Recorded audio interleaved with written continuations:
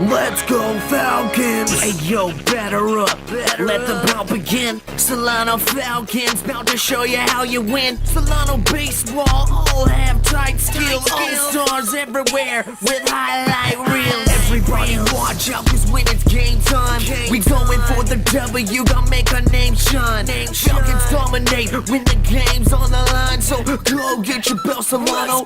Why? Cause it's game time, hey yo, it's game time, so let the games begin. Solano on the field and we gain in a win. Hey yo, it's game time, don't you hear the people chant? Cause this is our house, make way for the champ, it's game time.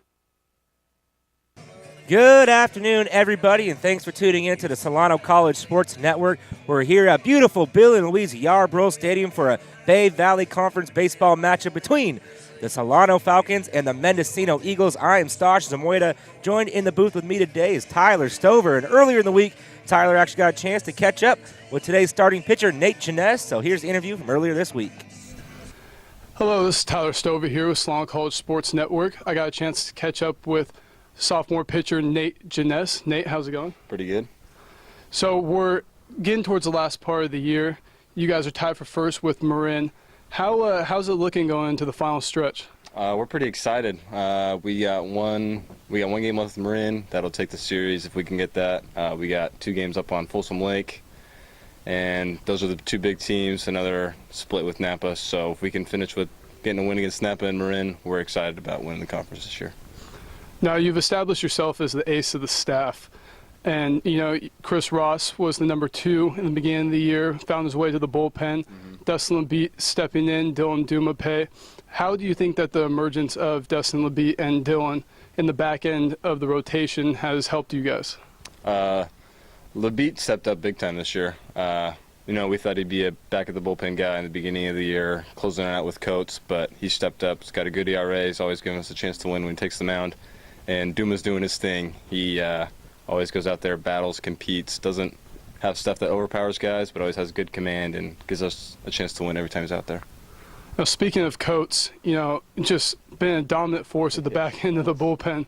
So how is it as a starter knowing that he's there to back you up? You know, if you get 7, 8 innings and then he's there to close it out, is that reassuring in a way to have a guy like that?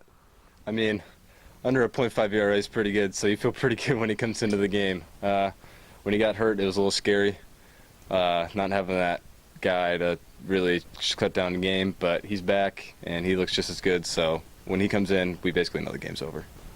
And as the leader of the pitching staff, how do you feel about other guys stepping up, Peyton Tyler, Jay Wagner, Hostler, Abernathy, guys like that? Have you seen a change as the year has gone on? We'll start with Peyton. He was a little shaky, just like me, his first year here. I mean, obviously we didn't have a great year last year, but this year has been really nice to see him come around and pitch really well and pitch like he can. He's been like our number 1.5 lefty, I guess. I mean, him and Coates have just been outstanding in the bullpen. Hostler and Abby have both gotten a few good innings for us. Abby came in after my game on Saturday and shut it down, kept the shutout intact. Hostler's come in, thrown strikes really well. And Jay's still finding his way through the pen, but he's got that great slider. And so if he can just find that, he's going to be good for us in the stretch. Yeah, so, and finally, you know, it looks like you guys are having fun. You know, winning puts a smile on everyone's face. You know, but as the year is going on and you're entering the final stretch, is it going to be more serious, or do you think that you guys can stick to the, you know, have fun mentality, you know, joke around, things like that? Or do you think that this young team is going to kind of be a little more serious than usual? I think we're going to keep it loose. I mean, keeping it loose always helps guys relax and not get too caught up in the moment. But at times we're going to have to take it a little bit more serious. So we're going to have to make sure we get our work into practice, stay on top of stuff during games. But, I mean, before, after practice, have some fun, keep it light. Finally, do you like to keep it light? Do you joke around? I mean, you smile and you joke around with me occasionally. You know, I'm one of the lucky ones, but on the surface, you know, you're more of a quiet guy. But do you like to keep it light, or are you really hard on yourself? I mean, when it's not game day, I like to keep it light and have some fun. But When I get in between the lines during games, I'm pretty serious, so I don't really talk much until I'm done with my start. But, I mean, I'm hard on myself. Have to be competitive and want that drive to win. So, Nate Janess, the competitor. As Solano goes into the final stretch of the year, I got a chance to catch up with Nate Janess. Thank you very much. I appreciate it. So, Tyler, great interview you had there with Nate Janess. Tell us a little bit more. What should we expect from this game from him today? Well, Nate, 3-2 on the year, 51 innings pitched, only 43 hits, 11 earned runs, 1.92 ERA. I think we're looking for something like that from him. He looks really dialed in just by talking to him at practice. He's on a mission right now. He's trying to get to the Final Four, trying to get this team his first Final Four appearance and a state championship, and he's the one who's anchoring out the starting rotation. So I think we're looking for him just attack the zone at will with the fastball, finish lefties off with the changeup, and commanding that slider on the outside part of the plate. And Jess has definitely been a leader, and I'm looking for him to be a leader in this last part of the season. All right, the lineup that they're going to have to go against today is leading off from Mendocino Eagles is a Nicholas Agliolo playing second base, Jeff McCusker at DH, Tanner Garza in center field, Nate Gadsby in right, Jacob Royer behind the plate, Matt Stout third base, Connor France at first base, Dylan Malone at shortstop, and Danny Newman out in left field. And now here's today's starting lineup for your Solano Falcons. Joey Dotson, freshman center fielder, American Canyon High School. Alvaro Wakaba, sophomore shortstop, Vanna High School. Josh Lenny, freshman infielder, Montgomery High School. Garland Webster, freshman third baseman, Armijo High School. Darian Evans, sophomore outfielder, Rodriguez High School. Briar Litz, freshman first baseman, Foothill High School. Bo Siegel, sophomore first baseman, Rodriguez High School. Ian Acosta, sophomore catcher, Vacaville High School. Alex Nesikevich, freshman outfielder, Del Campo High School. Nathan Janess, sophomore pitcher, Benicia. So here we go. Nate Janess on the mound. Nicholas Agliolo coming up to the plate. Agliolo's batting a .345 on the year and .345 in conference play. So a good leadoff hitter with a .421 on-base percentage. First pitch. Strike called at the knees. First pitch, 249. So that's a good way to start the day from Janess right there. And that pitch is low. Count goes to 1-1. Yeah, that's what we're going to see from Janess, getting ahead early with the fastball. Only 15 walks and 51 2/3 inning. It's pretty impressive. Wow. Dustin the beat with 19. Oh, this one smoked out in the left center field. And that ball gets down for a leadoff hit from Agliolo. So that's the way this ball game begins. And today's umpires, we have behind home plate, Bill Swanson in his 31st year of work. And on the bases, we have Ron Barnes, who's an ex-Major League umpire. So a pretty good officiating crew we have here today. Now it brings up Jeff McCusker. McCusker comes in batting a 171 in overall, 171 in conference play. But it has a .237 on base percentage, so expect a bunt here to move the runner up. A little bit of a slash. Fouls this one off down the line. Count goes 0-1. Back to what I was saying about Lebeat. Lebeat really has been just dominant 4-0 with a 2.15 ERA. And that's something that the Falcons are going to need him to be strong as the year goes on. Janess, not really getting as much run support, but Lebeat has. So that's definitely a good guy to have right behind Janess. Most definitely here. Now here comes 0-1. A little bit pitch out, trying to get the back pick. Oh, almost got him. Good strong throw from Acosta right there. Count goes to 1-1. Now this Mendocino team doesn't steal a whole lot of bases, with their leadoff hitter only having one stolen base. The leader actually is with 3 stolen bases, so not a team really known for their speed. Good curveball right to Rubicaba. Tricky hop to second, to first. Double play.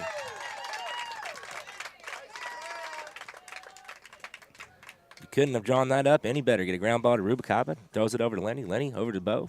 6-4-3 double play textbook. Yeah, Rubicaba's the guy that you want to start that double play off. So now it brings up Tano Garza. Tano batting .256 on the year with a .367 on base percentage. First pitch, just a bit high, I want to know. And Solano comes in boasting a 12-3 BBC record. They're tied for first place with the College of Marin. Foul straight back right at us, and you could hear the ting off the post. Count goes 1-1. Mendocino sitting in the 6th spot in the BBC with a 7-8 record. These two teams matched up actually yesterday where Solano won 7-3. Just a good team win yesterday. That ball was in the dirt, 2-1. And as you were talking about Labeat, you know, he went 6 innings, gave up 3 hits, 2 runs, 1 walk with 5 strikeouts, had a good, strong outing for the Falcons. This one's popped up. That's a major league pop-up right in the center field. Dotson's under it, makes a grab for out number 3. So 3 up, 3 down, heading to the bottom of the first.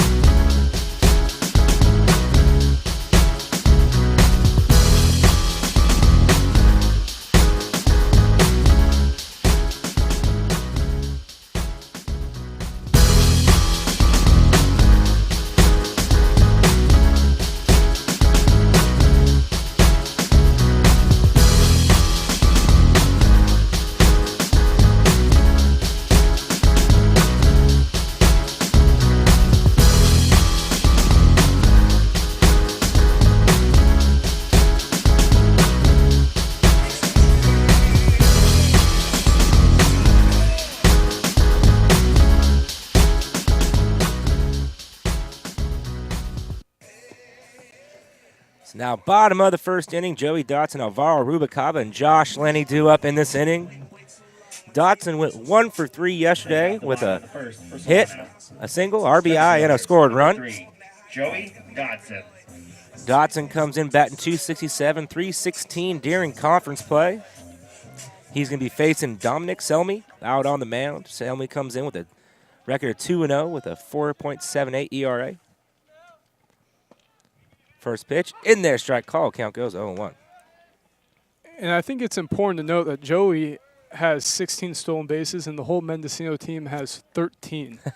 So Joey definitely quick guy out there. Just going to need to try to hit ground ball up the middle, something hard, and his legs need to work and get on base. Yeah, definitely a threat to steal out on the bases. Only been caught stealing 3 times. Yeah, he's only 3 behind Alvaro Rubalcaba for the team lead. Hits this one right back up the middle, and that's going to get through. So a leadoff single from Joey Dotson, and the Falcons are in business. Speaking of Alvaro Rubalcaba, who's up right now, he has 19, and that's actually second in the state. The leader has 20. He actually informed me of that earlier today. Yeah. So. Number 6. Yeah, I saw that on the CCCAA website when I was doing my pregame stats, and you know, he wasn't stealing that many bases earlier in the year. You know, he was hitting a lot of doubles, and his average was way up above 400. Now it's down to a 383, but still having an outstanding year, 324 in conference play. Dotson on the move, going down second base, and he is in there safely. And another stolen base for Dotson. And that's number 17 on the year. Do me and you need to get a bet, see who's going to finish with more, Alvaro or Joey? I think we might have to do that after the game, put a little wager on that. I'm thinking Joey. I don't know. Alvaro's a gamer, man. Alvaro has a lot more extra base hits. Yeah. See if he can get the bunt down here. And he does a perfect bunt. This is going to be close. It's going to be a foot race. The first just barely gets him. A good, strong throw from Matt Stout. It's good team baseball right there for the Falcons. That's a good sign. Now let's see if Solano's leading RBI guy, Josh Lenny, can drive in Dotson. Number 24, Josh Lenny. Yeah, Josh Lenny with 21 RBIs on the year with a 346 average, 354 in conference play. So this is definitely been one of the key contributors all year long for the Falcons, and perfect RBI situation here. First pitch, good curveball. Does not drop into the zone. Count goes to 1-0. And right now you have the table set in a Solano College Falcons way, where you get them on, get them over, and now you got to get them in. And that's what Josh Lenny does best. He pops this one up in the infield, and Stout is fighting the sun, trying to get under it, and he makes the grab for out number 2. I think I jinxed him. Yeah, just a little bit. You know, you saw one ball, and you know that's something that frustrates a lot of coaches. You know, you have runner on third, less than one out. You want to get something deep in the infield, or maybe something to the right side of the infield, score that run in. But now they're, you know, all year long this team really has been next guy up. You know, I'm going to pick you up. And now it's Garland Webster's turn, prime time, as we've heard his new nickname is. Curveball does not come down 1-0. Well, the problem with the situation with runner at third and less than 2 outs, you know, you want to have a good team at bat, but it's a selfish situation. You know, you want to try hit that ball with authority to the outfield, and sometimes you can get long, as we saw with Josh Lenny. That ball's in the dirt. Oh, Dotson's hung out to dry, and he's going to get back safely. Ooh, dodged a bullet there. And Dotson saw the ball in the dirt. Jacob Royer does a great job blocking that ball. Oh, yeah, great block. And that's what athleticism does, though, right there for Dotson. Halfway down the line and having enough speed and athleticism to get back to third, whereas a bigger guy, you know, he's out easily or probably just going to stay in the rundown and concede. I know I would. Royer did a smart move by not throwing down at third base and not maybe risking an overthrow and giving him an easy run. Yeah, and in the middle of conference play, those are things that go unnoticed but are huge. You know, every run counts, and right there, him saving a run and now giving your pitcher a chance to get the guy out and work himself out of his own jam. Now it's 3-0 to Webster. Pitch right on the outside corner. Count goes to 3-1. So a very smart take there by Webster. Saw 3 straight balls. Now, is he looking on this pitch here, or is he sitting on one that he likes to hit? I think he's, you know, as a 4-hitter, I think you're going to be really right there, show and pull back. And that's ball 4. Great at bat from Garland Webster. See, normally you're trying to zero in on one pitch. You know, you're going to be unselfish with it. But the thing Coach Stover likes about this team. Oh, look at Webster going. He's out. And the run's going to come home to score. And Webster is tagged out, but the run will count. Great heads-up play there. Nobody paid attention to Webster. Run comes in, inning over. Solano leads 1-0 to the top of the second.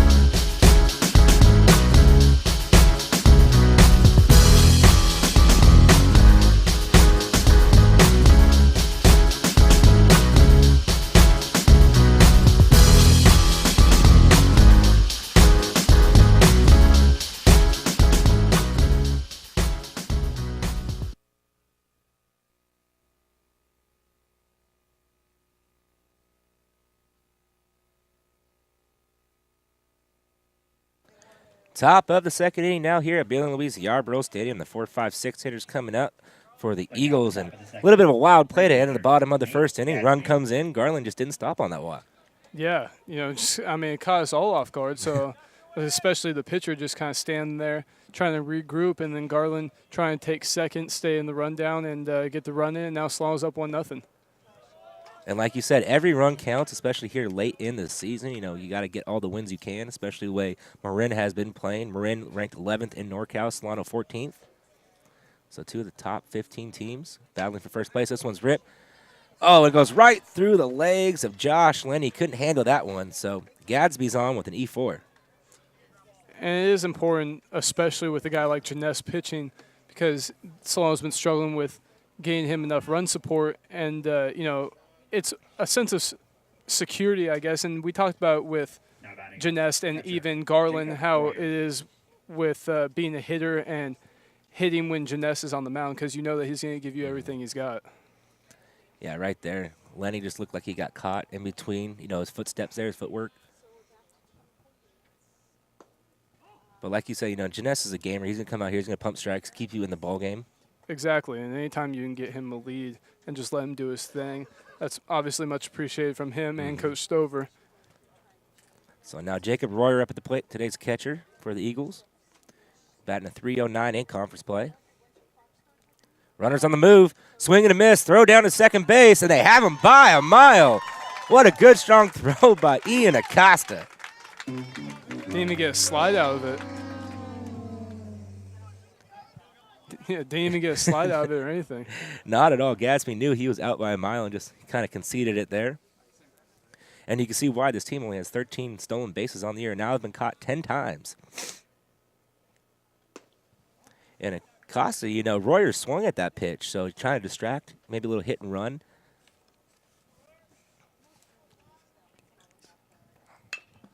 And this one's hit right to Lenny, scoops it up, throws it over to first for out number 2.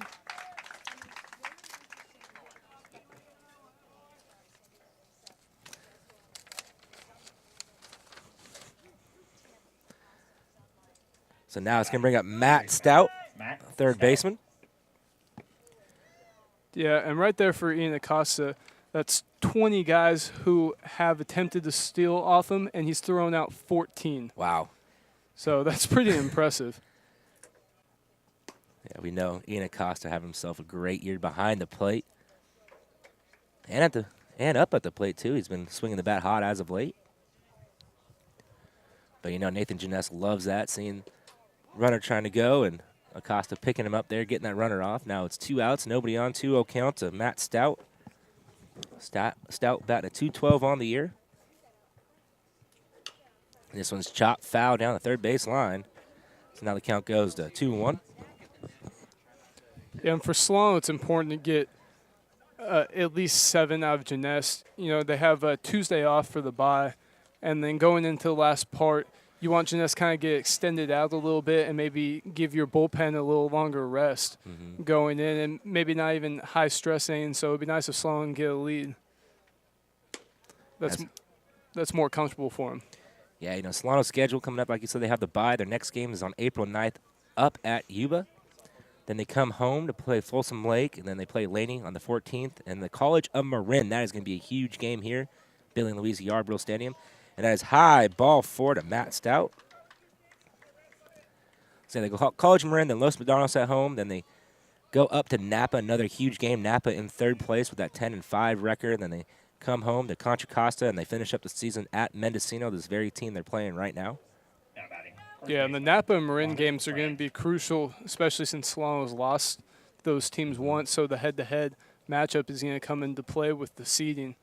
So those are games that Solano's really going to need to fight and scratch and do anything they can to get. First pitch to Connor France is called a strike. Count goes 0-1.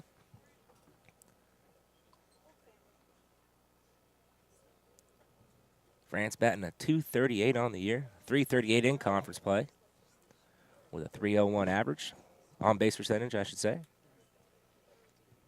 Swing and a miss, strike 2. Good use of the curveball. And back to the schedule, what's actually a scary part is Laney is 0-15 right now in conference, and those are games where, teams could kind of play down to the other team's level, and those are games when, teams like that have been struggling can kind of sneak some. So Solano's just really going to need to stay focused, and after talking to Nate Janess and Garland Webster, they seem like they are pretty focused. That's high, ball 1. Absolutely. Laney has lost 16 straight games. They were 8-1 at one point, and then they just haven't been able to find that 9th victory, 0-15 in conference play. And like you said, you can't overlook them. Solano already beat them twice, but there were a couple close games. Laney plays in every game that they had so far.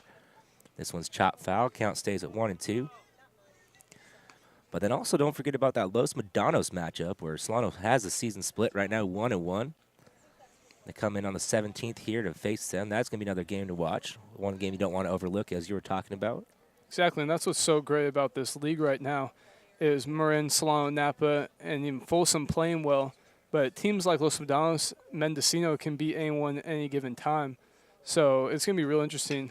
This one's poked right over the head of Rubicaba and gets down for a base hit. So a 2-out single from Connor France. It's going to be first and second, 2 outs, bring up Dylan Malone.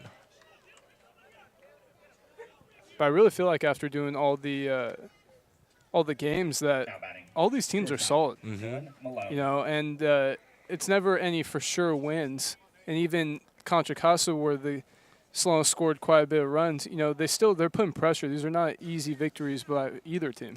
Yeah, you know, you always think of the best conference as the Big Eight. BVC is starting to make a run at that with all these teams getting better and better each and every year. Well, first pitch is high to Dylan Malone, 1-0. I don't know the exact numbers, but I do know that the BVC has more teams ranked in the top 20 than the Big Eight. And that's just kind of the way it's going. Marin's starting to become a powerhouse. Solano been a powerhouse for years. Napa creeping its way up. And with the addition of Folsom Lake, you know, this is one of the top leagues now. And the Big Eight, right now you have Delta, which we got to see play here, still undefeated. Number 2 in the state of California. Yeah, and you have Santa Rosa, who's playing well. And after that, it's just really one-sided.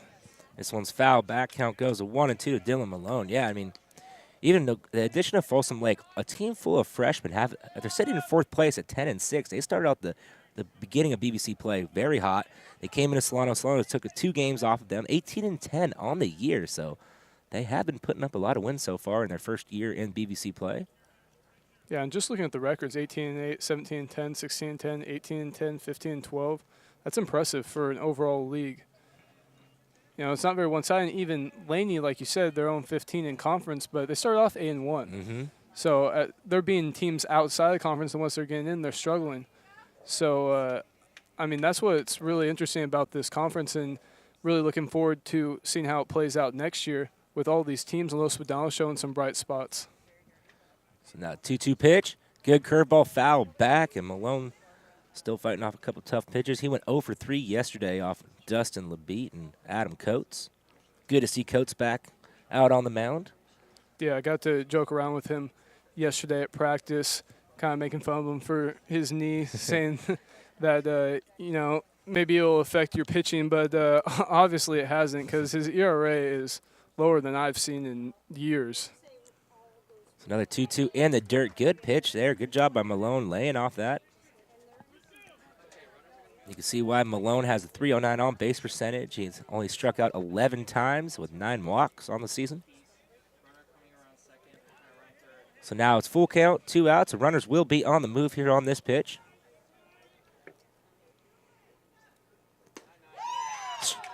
And that is ball 4 high and tight. I mean, that was a very close pitch. So now it's going to be bases loaded for Danny Newman.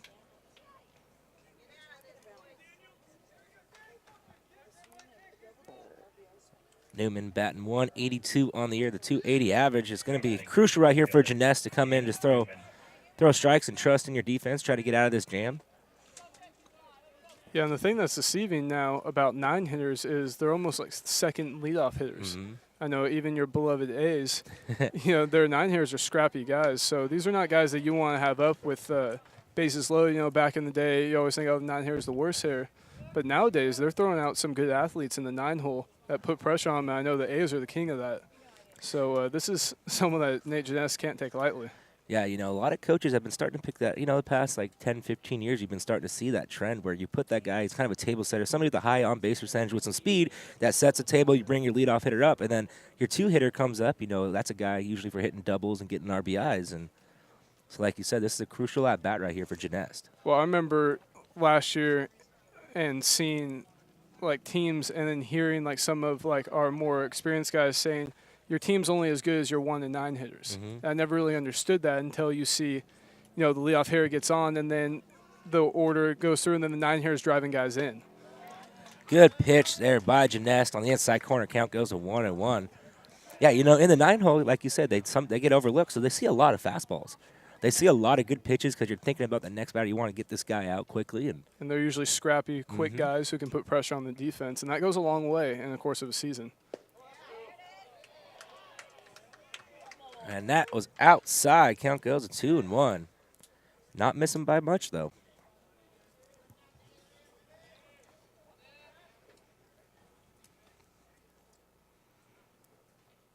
High, ball 3. So Nate kind of looking like he's maybe over-pitching right now instead of just throwing the ball. Yeah, and that's not like him either with, like we said, only 15 walks and 51 2/3 innings. Fouls this one back, so now it's going to go full count. Kind of bailed him out there. Mm-hmm. That looked like it was ball 4. This one experience comes into play of freshman at bat, sophomore pitching. Chops this one out in front of the plate. It goes foul. Almost kind of a swinging bunt. That could have been very dangerous if that goes fair. Yeah, like we said, the inexperience, this is a tough at bat for a freshman right here, especially with how important this game is for Mendocino. You know, you don't want to swing at ball 4, and then you don't want to walk, you want to get the hit. So it's just a lot's running through your mind, and Nate Chinette's just going to have to bear down, throw himself a strike. And this one's hit high into the air in the left field. Nesikevich is under it, and he makes the grab for out number 3. So Mendocino strands the bases loaded, heading to the bottom of the second, 1-0 Solano.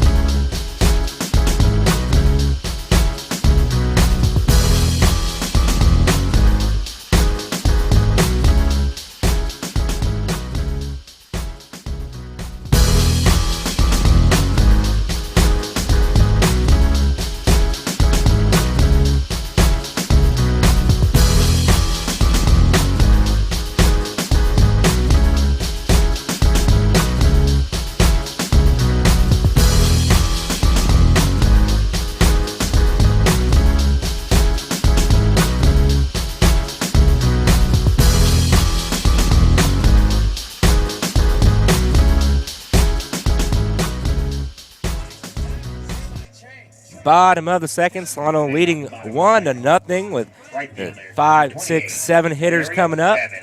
Darian Evans up at the plate to lead off here, the right fielder. He was actually coming up to the batter's box when Garland Webster took off. The run came in to score. Yeah, and Darian putting himself together a nice season, 302 batting average, 1 home run, 12 RBIs.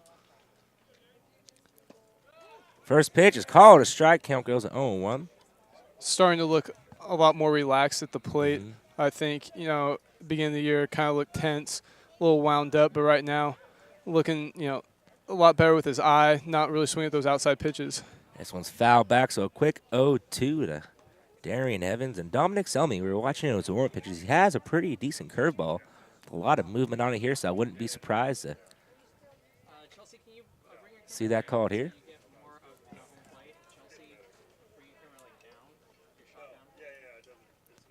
That ball's in the dirt, 1-2.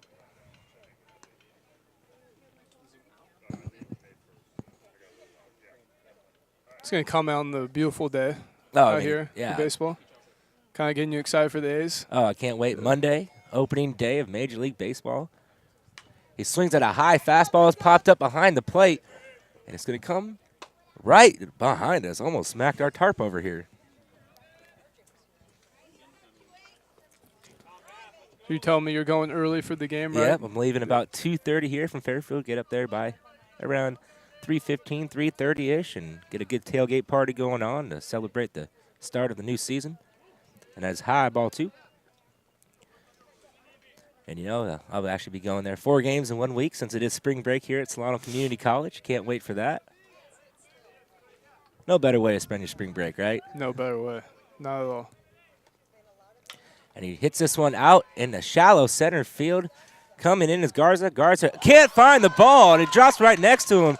So Darian Evans finds himself on second base. And, you know, that's what happens here at Billy Louise Yarbrough Stadium. The sun is high and bright. You were just talking about the weather. Sun is out shining.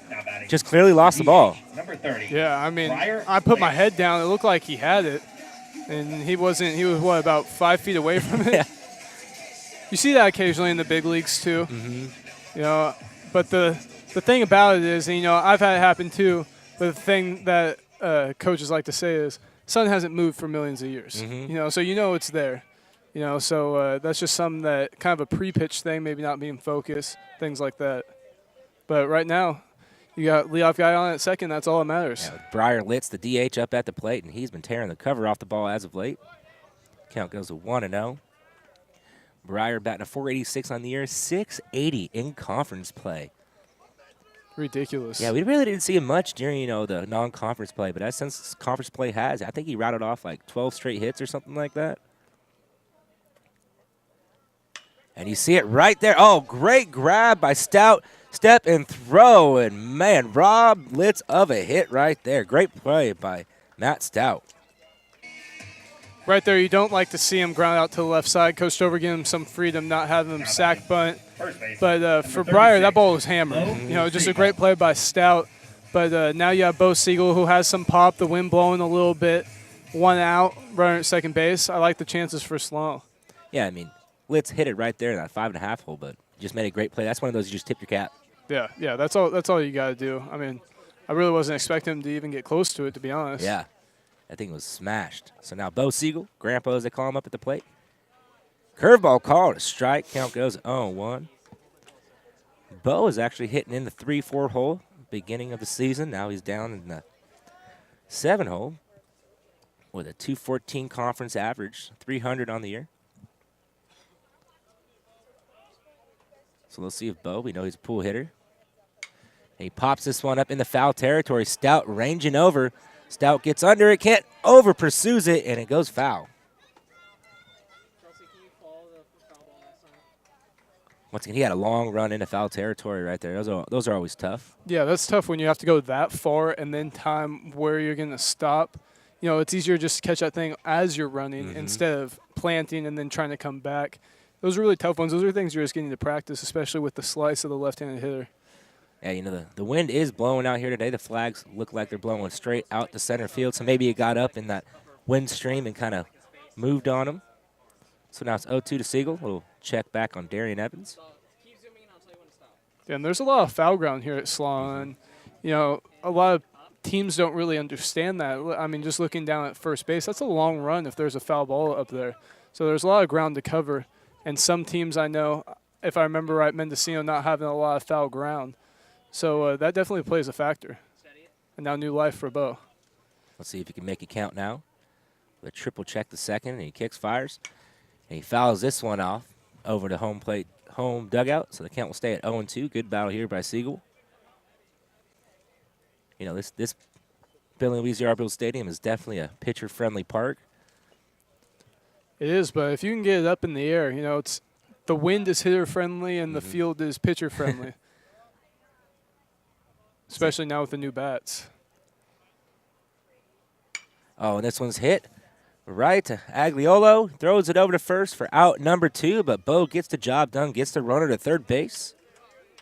I remember when this field looked the same, but it was a hitter-friendly ballpark. So when Solano would lead the nation or the state in home runs, so the game's changed a little bit. But Solano, actually pretty surprising with the power. They have 6 total home runs, only giving up 2. So they have some guys who can do it. But the thing that kind of makes it a hitter-friendly ballpark, Ian Acosta up right now, who could actually do it, is drive ball right center. That thing rolls for days. High and tight ball. 1 count goes to 1-0 to Ian Acosta. Ian swinging the bat well. 2 for 3 yesterday with 1 RBI. Another RBI situation for him here. Acosta 263 in conference play, 300 overall. And that's ball 2. And the balance of the Solano team is looking really good, especially hitting 298, which, is a little down, but you're getting on base. You're getting guys on base, and you're scoring some runs. But the opponent averaged 252. And this one's hit right to Stout. Stout steps, throws it over to first. And that will end the inning. So Solano strands 1, heading to the top of the 3rd.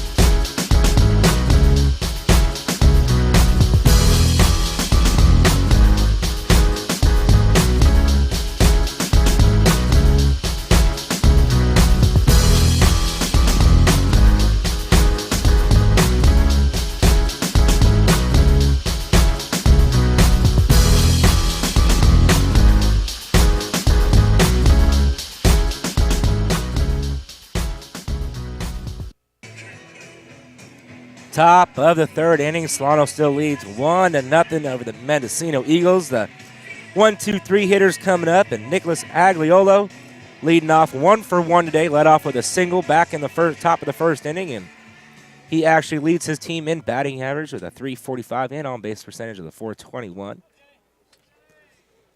Now, looking at the Mendocino schedule, you know, a couple days from now, they'll be going on the road to face Laney. They have a 4-game road trip, including today, so they go Laney, Contra Costa, Napa, come home to play Los Medanos, and on the road to Folsom Lake, and end the season at home against Yuba, Marin, and Solano. And this one's roped out in the left field. Nesikevich coming in, makes the grab for out number 1. So Mendocino's schedule is not getting easy down the stretch here. No, not at all. And, you know, every team that's in the top, even 5 with Yuba still having a chance if, or Yuba and Mendocino, you know, Solano could go on a skid, Marin could go on a skid. It's just the way that the conference is playing out right now. So I really think that top 5 teams, it's anyone's ball game right now. And top 6 teams, sorry, with Mendocino. So, and as Coach Stover goes out to take a trip, Nate Jeunesse kind of all over the place right now, which is very unlike him. Maybe this is just going out to calm him down. Maybe Stover sees something with his fundamental or mechanics that not bending back, or yeah, maybe something, which is kind of weird because we always not make fun of him obviously, but we comment on how well Nate Jeunesse mechanics are. You know, they're really polished, really clean, and you know, he's kind of like a perfectionist in a way. So that's not really like him, but I mean, obviously something's going on right now. You know, he's missing up and he's missing out, and that's not usually him. Yeah, you never want to miss high. A lot of home runs come off high pitches with Jeff McCusker up at the plate. Grounded out to Lenny in his first at-bat. And there he gets the fastball down. Count goes to 1-1. McCusker actually went 3 for 4 yesterday with 3 RBIs, so he had himself a day with a triple. This one's hit. Rubicaba fields it. Going to be a foot race, and he gets him out at first. Out number 2. It's a good sign right there from Nate Jeunesse. Just kind of settling down. Maybe that's what he needed, just a little breather. Kind of letting things get a little too crazy for him. Now it's going to bring up Tano Garza. Flew out to the center fielder, Joey Dotson, in his first at-bat.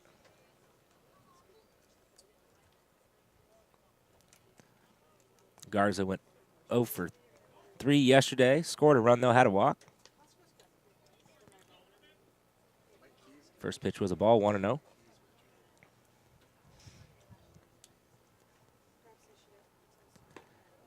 Strike called on the upper part of the strike zone, 1-1. Yeah, I've been very impressed with, like you said, every team in this BBC conference. When they've come through Solano, and we've got the broadcast here on the Solano College Sports Network, every team has a good chance, has a good ball club. Yeah, really competitive games. It's a good changeup right there by Nate Jeunesse. Really competitive games, and we talked about it with the bats too. It kind of it lowers the score, I guess, in a way. So teams are playing 4-2 games, things like that. And it says a chopper to Rubicaba, grabs it, throws it to first, and that is out number 3. 3 up, 3 down, heading to the bottom of the third.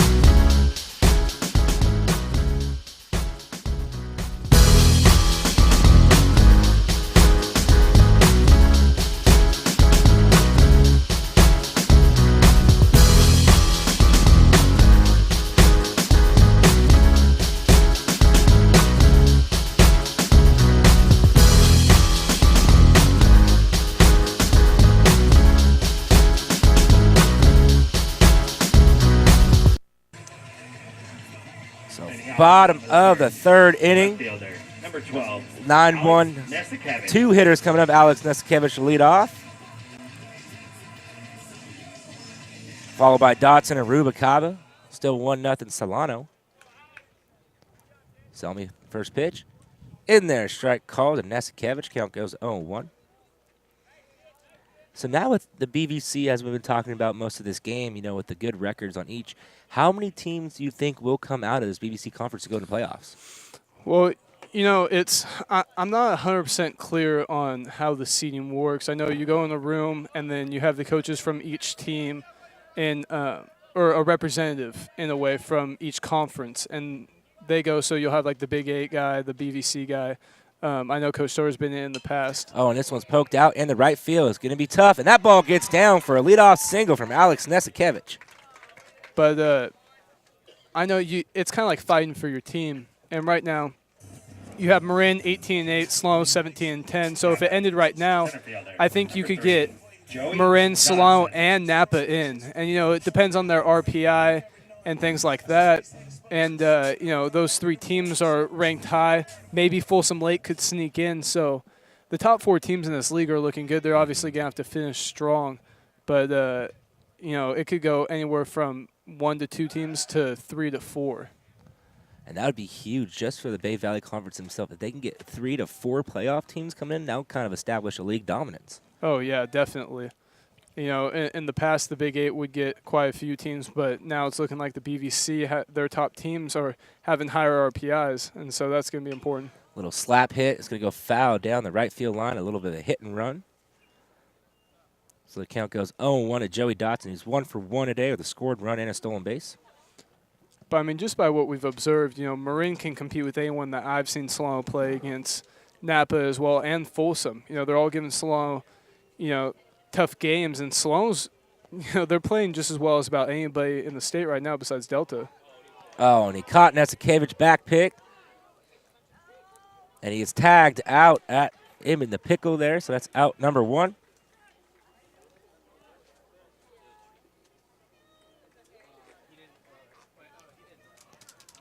So now the count is 0-2 to Dotson.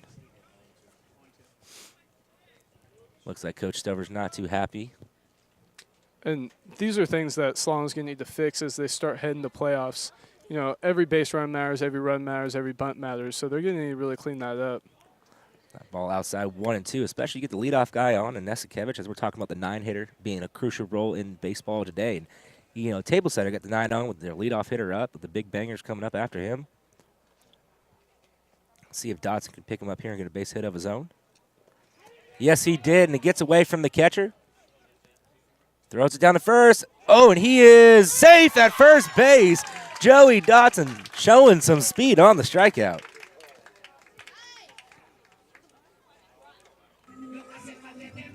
So a high throw from Jacob Royer to Connor France, and Dotson catches a break right there. Yeah, that's got to be frustrating as a pitcher right there. You throw a dirty off-speed pitch, get the leadoff guy out, and Joey, who's been hitting really well, and then your defense not being able to pick you up. And this is when an experienced guy like Rubicaba's got to cash in.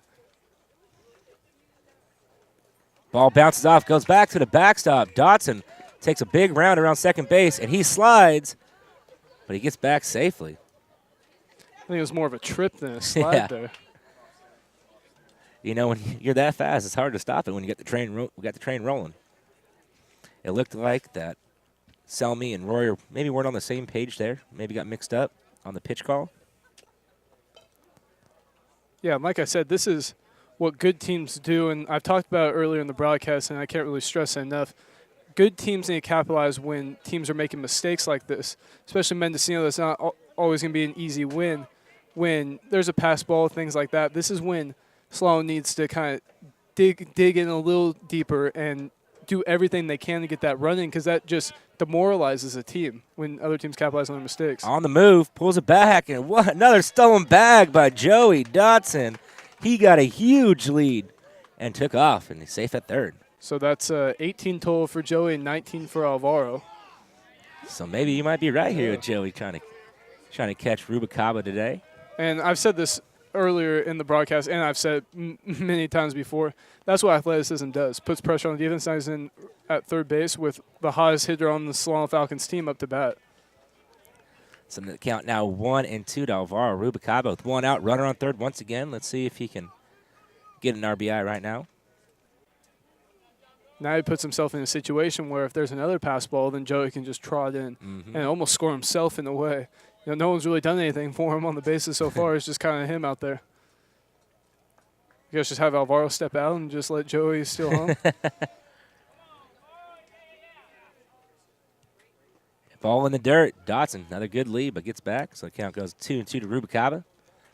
And, you know, it almost seems like every game down the stretch now is a playoff game for Solano. Yeah, and that's the mentality that they need to have. Honestly, you know, their league record's good at 12-3 overall, 17-10. That's all good, but they need to kind of make a statement, get over the 20-win mark. This one's chopped over the head, right up the middle. High throw. Rubalcaba's going to go to second base. It's going to be a dead ball RBI for Rubalcaba.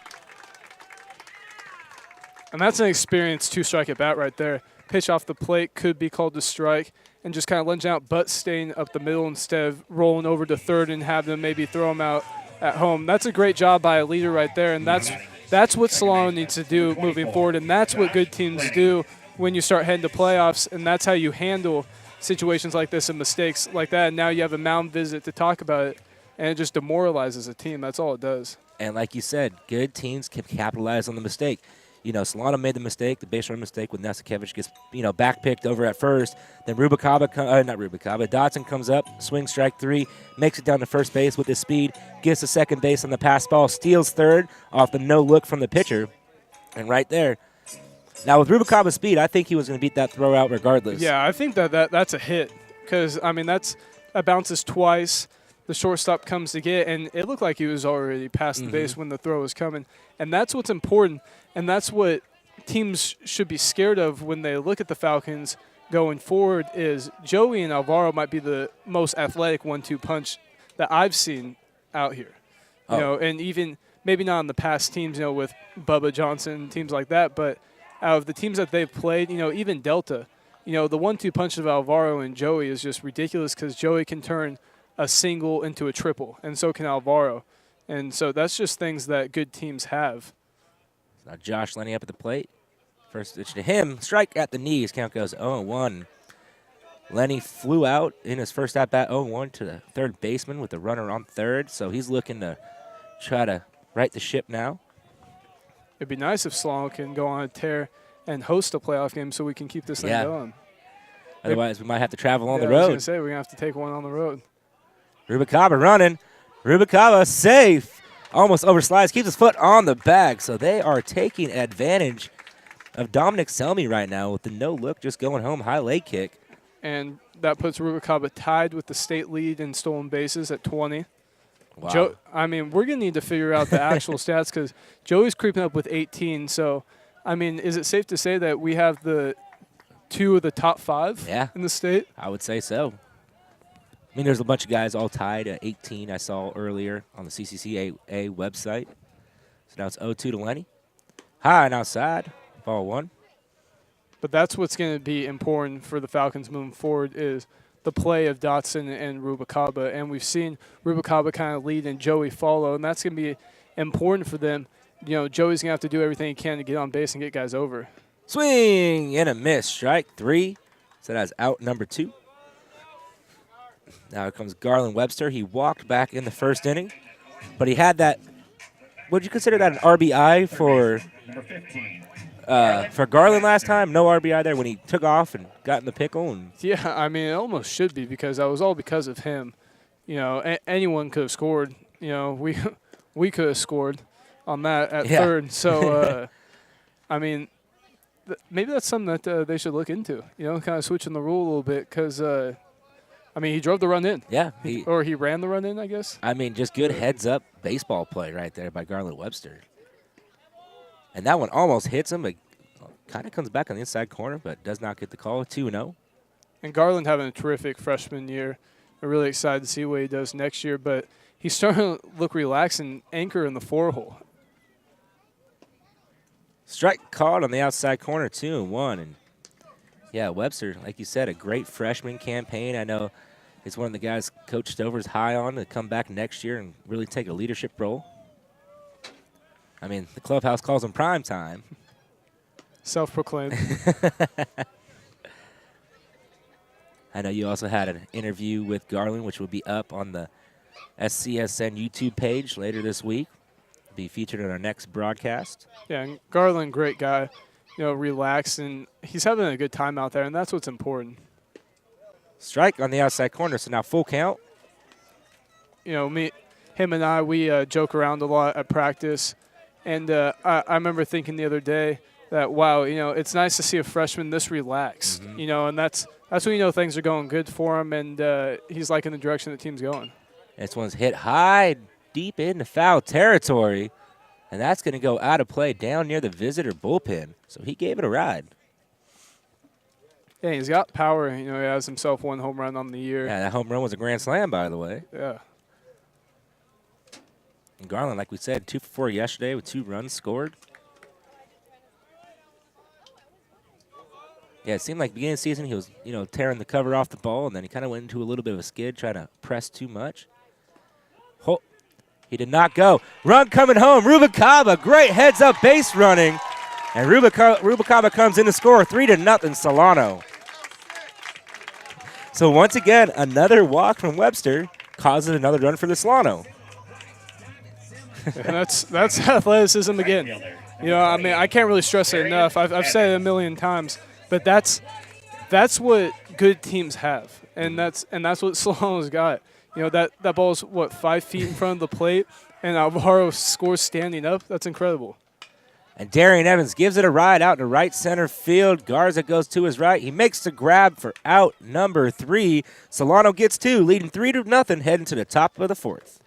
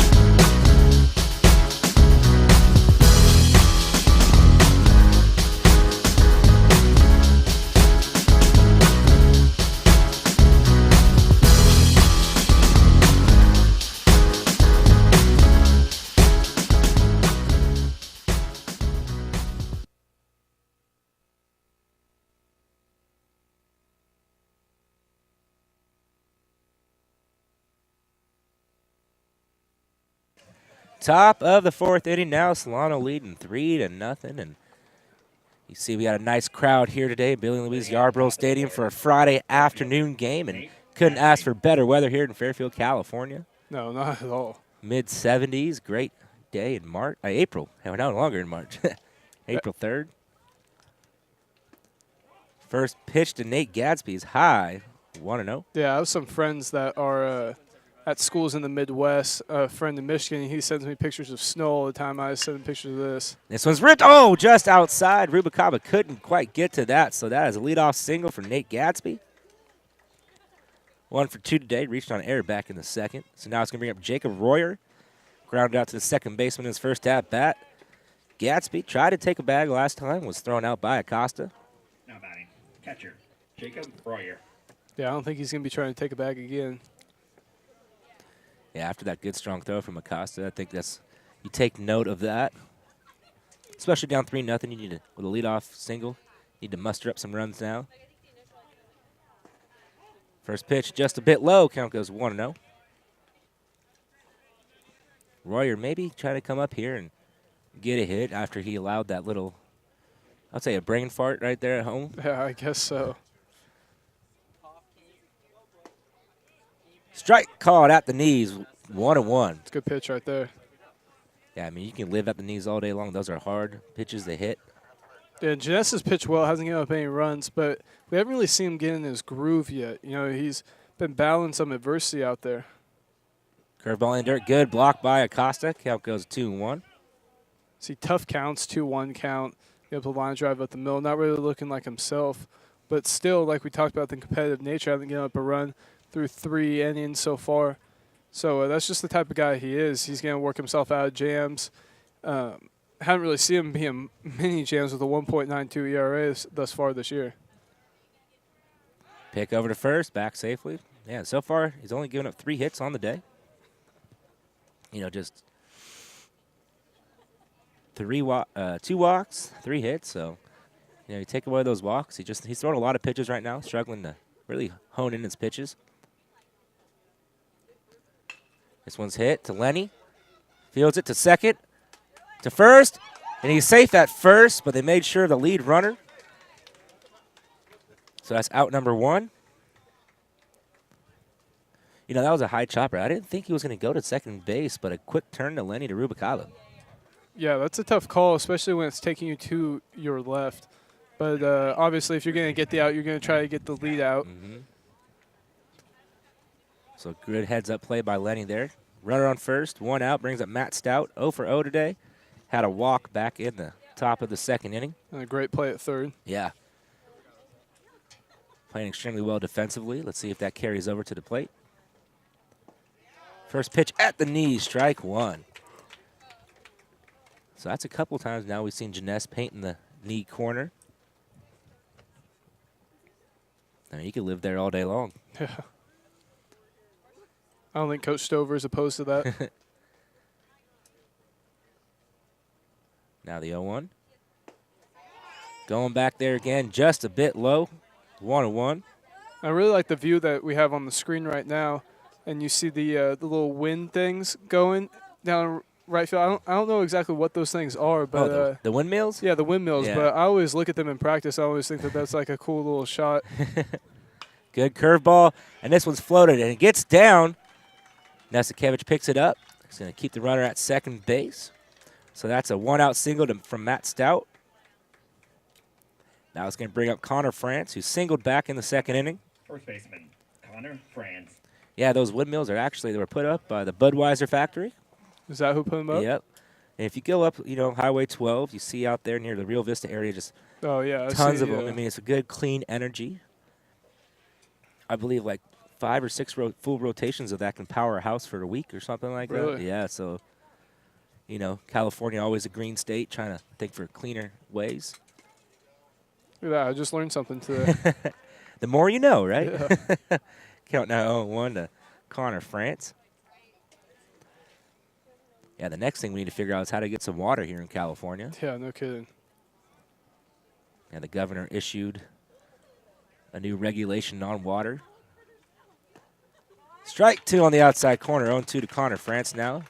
Look at this, so we got a good game going on, and in Solano broadcast, we're talking about windmills and energy and the governor. Hey. So very versatile. Exactly. See, it's not just sports, it's an education. It is.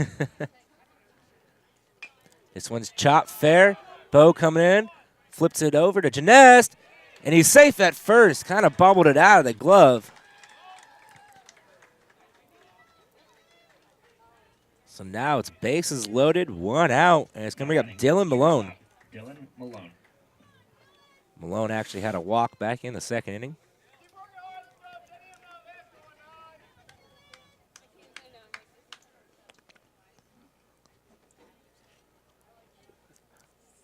So let's see if Jeunesse already had a bases loaded jam back in the second inning, got out of it. See if you can repeat that now. Strike on the outside corner, 0-1. Looking like a little more velocity right there from Jeunesse. Kind of maybe trying to bear down a little bit, trying to get himself out of this. Yeah, this is definitely a strikeout ground ball situation. This one's hit to Rubalcaba. Flips to Lenny for 1 to first. Good down. Bo couldn't dig it out, so 1 run will come in, but they get 1 out. So that's the second out of the inning. Jeunesse got what he needed right there, though. Left fielder, Danny Newman. So now it's 3-1 Solano.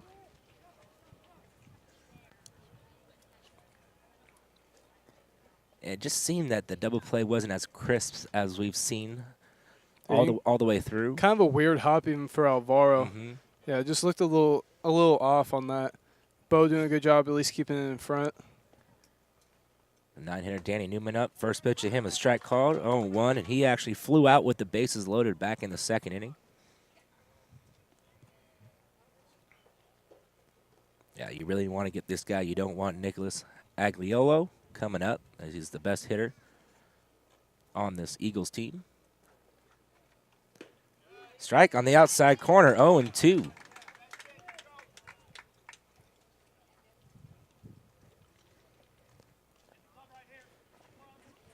So now way ahead. A lot of pitches to work with. Runner on the move.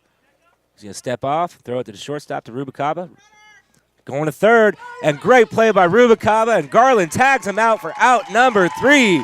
So the Eagles get one. Solano leads 3-1, heading to the bottom of the fourth.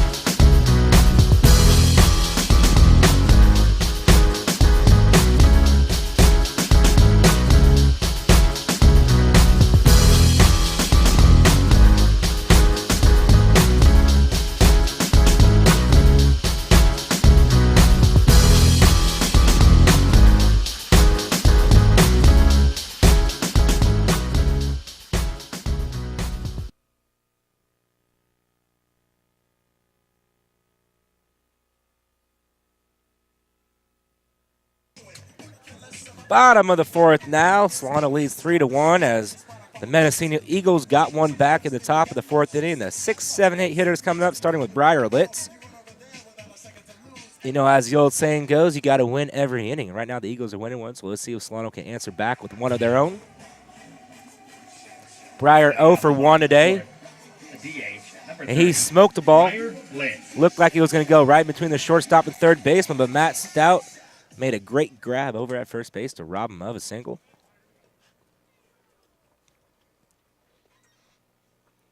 This one's hit right to Stout again.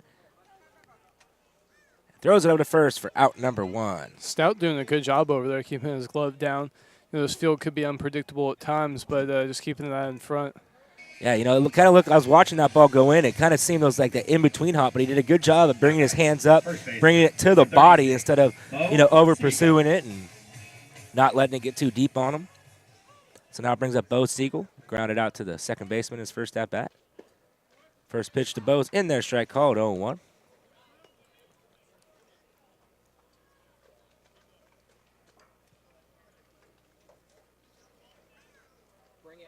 Now Solano can't afford to have a quick 1-2-3 inning. If we want to make him throw some pitches. Ball in the dirt. Gets away from Royer. The count stays at 1-1.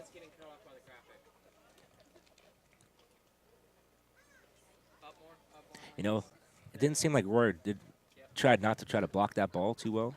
The ball's high, 2-1. You know, if I'm a coach and I have a catcher back there, I want you to block everything. I don't care if there's nobody on. You got to work in the games. You got to work in practice and treat it like there's a runner on every time. Yeah, I agree. You don't want to develop lazy habits. This one smoked down the right field line into the bullpen. Count goes to 2-2.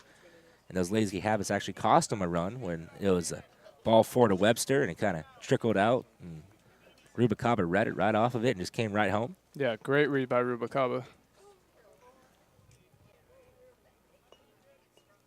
And Bo smokes another one out in the right center field. That ball is going to get down. It's going to be extra bases. And Grandpa has some wheels now, and he's going to hold up at second base with a one-out double. Man, you would think that Dominic Selmy would learn not to throw inside fastball after the one he roped down the right field line, comes back with almost an identical pitch, and Bo didn't miss that one. Yeah, pull his hand side through the barrel out. It's a good piece of hitting right there. That's something Bo can do. Has been struggling as of late, but that's a good sign for him right there. Ian Acosta. Maybe that's the one hit that'll start get him going again. Yeah, you know, it only takes one to kind of get you in a groove, remind you that you can do it. Mm-hmm. You come up to the plate next time a little more relaxed, not try to press to get that hit. Now Ian Acosta coming up, grounded out to the third baseman in his first at-bat, 0 for 1 today. Triple look to second, steps off. So now after 2 stolen bases at third, after the no look, Selmy starting to mix up his looks to second base.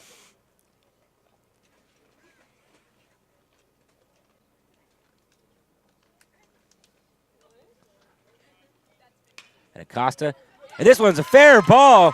It goes off the glove of Stout. Bo is going to come home to score, and Ian Acosta with an RBI double.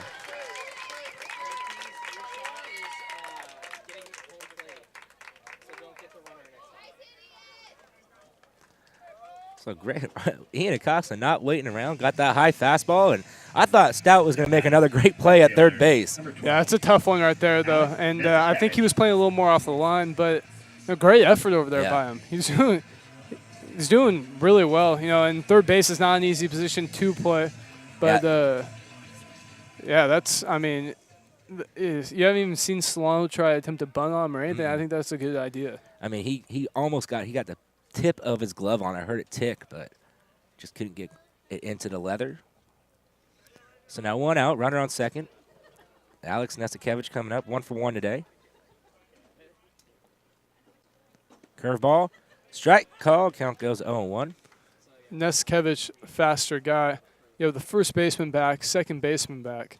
You know, maybe a bunt to that side.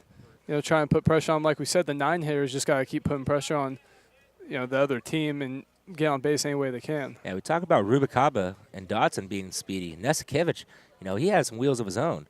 Swing and a miss, strike 2. Yeah, if they had a foot race between Nesikevich, Dodson, and Rubicaba, who would win that? Not Nesikevich. Nesikevich is fast, but not that fast. Well, they did race in the beginning of the year, and Alvaro beat him in a 60. Oh, and this one's hit out into center field. Ranging over is Garza. He makes the grab for out number 2. Yeah, Alvaro won in a 60, but I think Joey beat him in a race just 90 feet. Alvaro's more of like a power runner where it'll take him a second to get going, but once he does, then he's moving. And Joey's just so quick, first step. So I think Joey, right now, if they race 90 feet, I think Joey would beat him. And if they race like home to second, I think Alvaro might have him. So it's kind of, I mean, that's how close they are, though, to where it's, you know, you can't give a definite winner. I would definitely not bet money on it. Hey, that's a great problem to have, isn't it, Tyler? It is, yes. They would beat me. That's all I know. So Dotson up at the plate now. And it's a ball, 1-0. He is 1 for 2 today. Has a single. He struck out, but he reached, showing his wheels off, and 2 scored runs and a couple stolen bases. So even when he strikes out, he gets on base.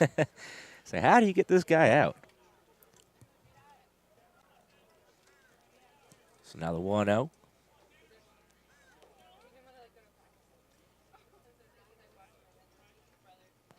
Drops it down, push bunt, and it's going to be a foot race to the bag. Dotson showing the speed once again with a bunt single. Couldn't have done that any better. Right there, base hit. Opportunity to steal second. It's what speed does. And like you were saying, the first baseman's playing back, third baseman's playing back. Might as well drop it down. It showed perfect right there. Hey, you're going that way too. It's, I mean, and it takes a skilled bunter to do that. It's not an easy thing to do, but you know, Joey works on it a lot, and right there gets a hit out of it. Yeah, so now we got a mound meeting. Let's do a little station identification. You're tuned in to the Solano College Sports Network. You're home for Solano Sports. We're at Billy Louise Yarbrough Stadium in beautiful Fairfield, California, where Solano has the lead 4-1 in the bottom of the 4th inning. You can check out all of our SCSN broadcasts on Fairfield Cable Access channel number 28, our YouTube/Solano College Sports Network, Facebook, Solano College Sports Network. We are on Twitter at SCC_Falcons.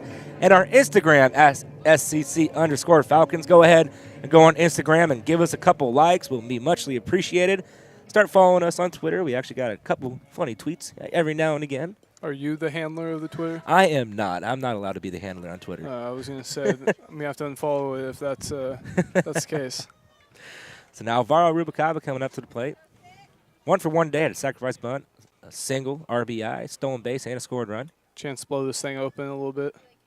And he smokes this one out into center field. Garza going back. He is under it. And he makes the grab for out number 3. So that's the way this inning ends. Solano gets one back, leading 4-1, heading to the top of the 5th.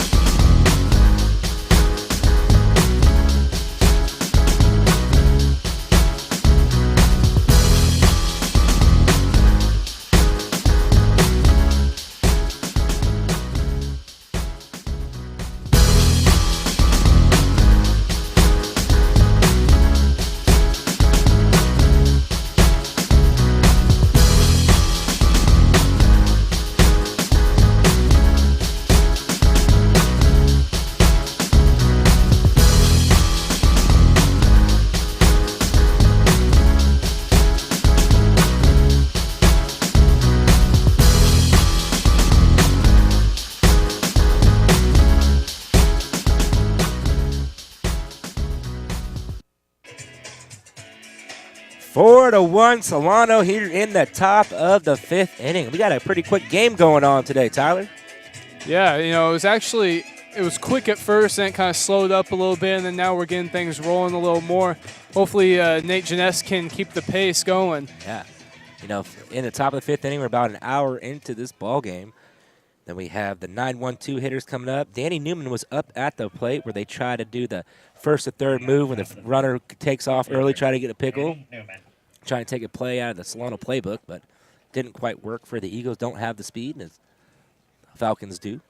Yeah, I think it's important to note Nate Jeunesse kind of getting his pitch count up a little bit. You have Austin Abernathy down playing catch in the bullpen, so maybe a short leash for Nate Jeunesse. You obviously want to see him go 5 so he can have a chance for the win. Mm-hmm. But, he's just kind of been all over the place, which isn't like him. And like we talked about developing bad habits, maybe he's just got a little mechanical issue and kind of want him to fix that more in practice or flat work. It's now 2-0. First, second, third pitch in there. Count goes a 2-1. I cannot count today. Yeah, I'm on spring break mode. Yeah, spring break has officially started. Yeah, happy spring break. Yeah. Oh, this one's roped out into left field. Nesikevich going back. He's under it. Makes the grab for out number 1.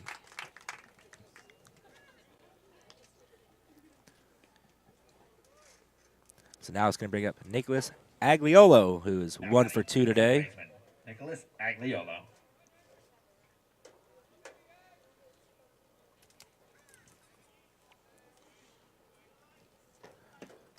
So as we said, Agliolo leads his team with a .345 batting average.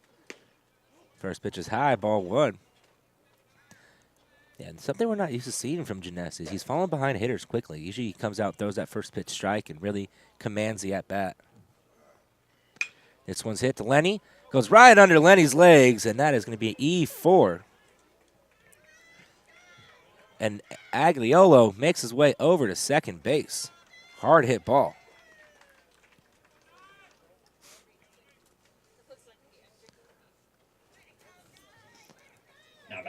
It just seems that that's the second time that's happened to Lenny. A hard hit shot to his right side, and he kind of goes straight at it instead of maybe trying to round it and get in front of it. Yeah, staying in front of it. I don't know. I know the field can be tricky at times, but with the way Nate Jeunesse been battling, sometimes pitchers don't have their stuff.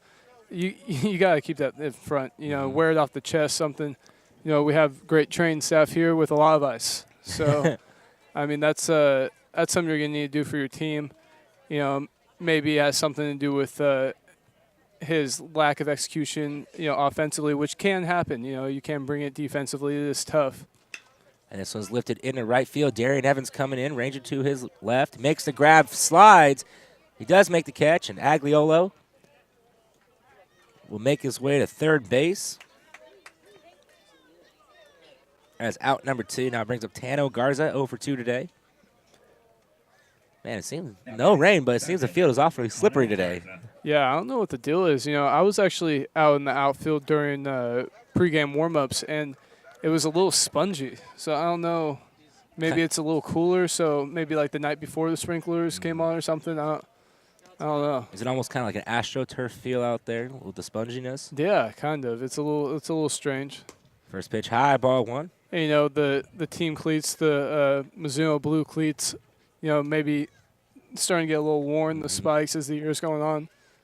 You know, most of these guys, I'm trying to tell them, don't wear your game spikes in practice because they just get worn out. Good curveball on the outside corner. Count goes to 1-1. You know, I see some guys have their spikes like they're non-existent. Yeah. Like an eighth of an inch almost. Curveball. Bo makes a diving grab, gets up, flips it to Janest, and that is out number 3. What a grab by Bo Siegel to end the inning. So, Mendocino strands 1, heading to the bottom of the 5th.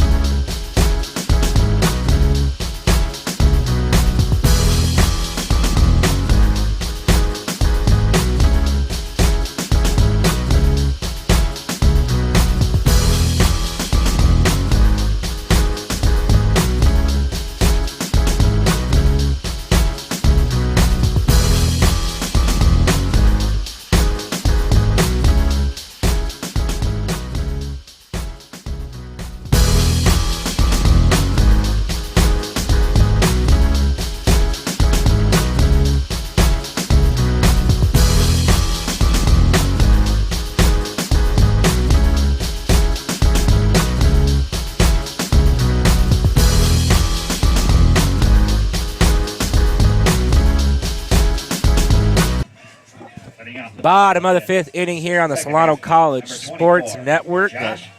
3, 4, 5 hitters coming up. Josh Lenny leading off 0 for 2 today. As we just had a look in the bullpen of Austin Abernathy, Coach Stover signaling that he will be in next inning. You know, obviously things could change, but good outing by Nate Janest if so. Ball in the dirt. Count goes to 1-0. Yeah, Janest didn't have his best stuff today, but he's been really battling, getting out of tough situations, only allowing 1 run on the day. Yeah, not having your best stuff and only giving up 1 run, that's pretty impressive. Ball inside. Count goes to 2-0.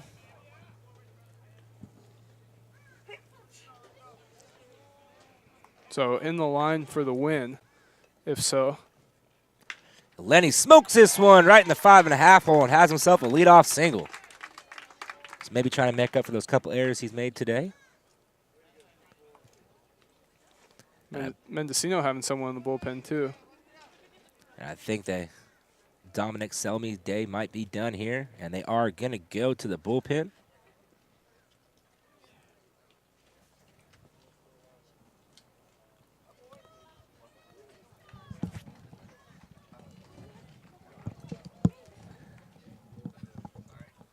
So Lenny, once again, now 1 for 3 on the day. It's going to be up Garland Webster.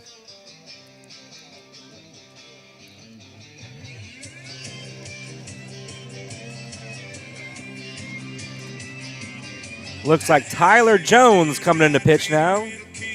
Looks like a big boy out there. Tyler Jones has a 1-1 record in 29 innings pitched with a 7.45 ERA, but he also has 15 strikeouts on the year. He's tied for the team lead.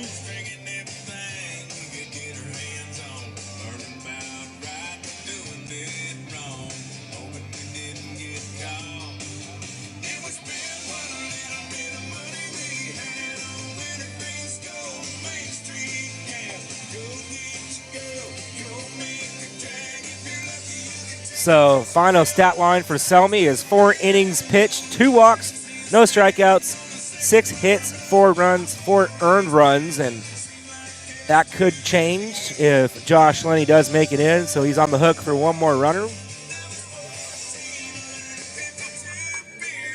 So far in this game, what has really impressed you from the Solano side of the ball? The play of Rubicaba and Dotson easily. You know, we know that they're explosive athletes, but their aggressiveness is just off the charts, and it's putting themselves in situations to be driven in. And, you know, Lenny had a chance to drive him in earlier, but, you know, just the aggressiveness. You see Alvaro take home on the ball just 5 feet in front of home plate. So they're creating opportunities, creating runs, you know, putting pressure on the defense. And that's what impressed me the most with that. You know, Joey laying down that bunt, which almost looked like a sack bunt, and getting a base hit out of it easily. So it's just things like that and putting pressure on them. And right now, I mean, it's a 4-1 lead, and I don't think that would be the case without Rubicaba and Dotson in the lineup. Most definitely. They account for 3 of the 4 runs scored. Now Garland Webster at the plate, 0 for 0, a couple of walks today. So first look at Jones now. First pitch in there, strike call. Count goes 0-1, the big right-hander. Yeah, I mean, and it's just absurd with Rubicaba's 20 stolen bases, Joey 18. Joey only been caught stealing 3 times, and Alvaro 5. Wow. So, I mean, that's what you need. Lenny on the move, hit and run. Stout makes the grab. He's going to throw over to first, and Lenny's going to meet a foot race with Stout. Lenny gets there, and he is out at third.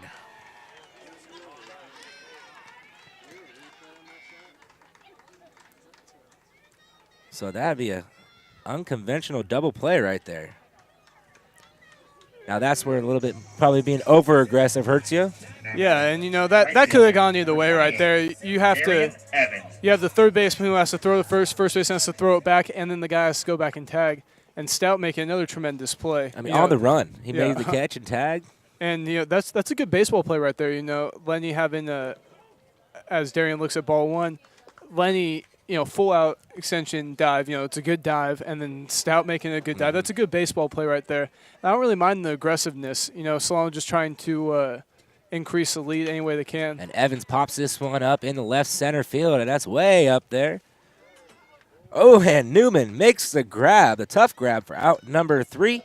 So no damage done. Still 4-1. Solano heading to the top of the 6th.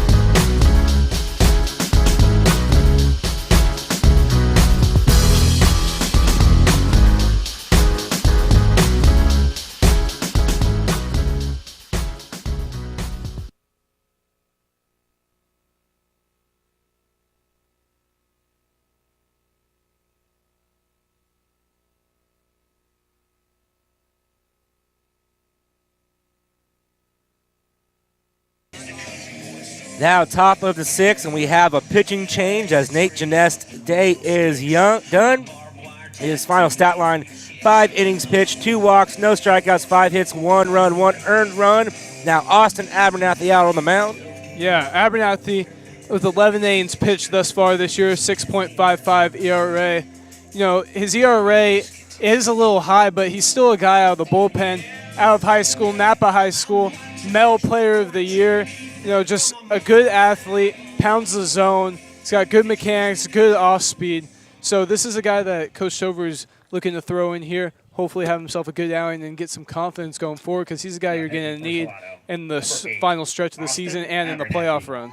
Yeah, most definitely. You want to see Abernathy here probably eat up 2 to 3 innings right here. Or no, let's get 2 innings out of him, get it to the bullpen. Yeah, and you got no one in the bullpen right now, so obviously they're looking for him to do some work, get some work in. First pitch in there, strike call, count goes 0-1. Nate Gaspy at the plate. He's 0 for 2 today, or 1 for 2 today. He has a single, and he's reached on an error. Also got caught stealing. Good curveball outside, ball 1. That had a lot of bite to it. Yeah, Abernathy also big hunter, loves hunting, loves the wilderness, outdoors, got the beard going. And it's popped up, and it's going to go out of play 1 and 2. He's got himself the American flag in the inner part of his arm. So, and I don't know if you caught a glimpse at his walkouts, country boy. So I think we know what he is. But he's definitely going to be an important part of the bullpen. Coach Stover just trying to give him some confidence. Another good curveball and a good fight by Nate Gaspy fouling that off. And, you know, Abernathy's pretty hard to see outside the field because he's always wearing camo. Walking through the trees, can never see that guy.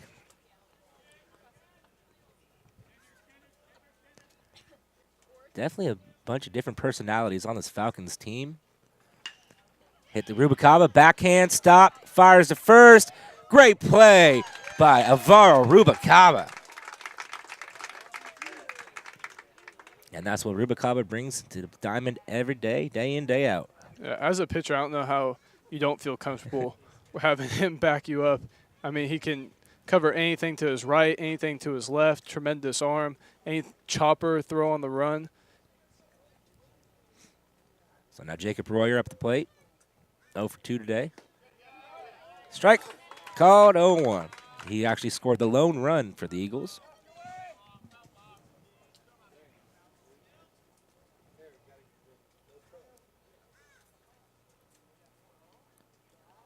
Second pitch is low, 1-1. Kind of has a weird delivery too. Kind of brings his knee up to his elbow. It's kind of a weird like head motion that can be deceiving as a hitter. Just a bit low, 2-1. Yeah, Abernathy's showing he has some good stuff out on the mound today. He's got a little zip on his fastball, good curveball working. And this one's smoked out in the center field. Dotson coming in. He's going to let it drop in for a one-out single to Jacob Royer. Left that fastball just a little bit up. Joey doing a good job not trying to make the spectacular play, just keeping it in front, knowing you have a 3-run lead. Yeah, you know, maybe if it's later in the game and it's a tie ball game, he tries to make that diving play, but like you said, doesn't have to make that play. Yeah, and with his athleticism, you know that he'll have a good chance at it. But, yeah, that's smart right there. And, you know, the Falcons turned a few double plays so far this game, so just kind of giving them a chance, you know, not trying to let them creep back in it. So now Matt Stout up at the plate. First pitch to him is called a strike, 0-1. He's 2 for 2 today with a couple of singles. And I'm sorry, 1 for 1 with a walk and a single. Looking at my scorebook wrong. And once again, we got to comment on his defensive play and effort. He's having himself a great all-around game today. That's what you like to see from your third baseman. Ball in the dirt. Count goes 1-1.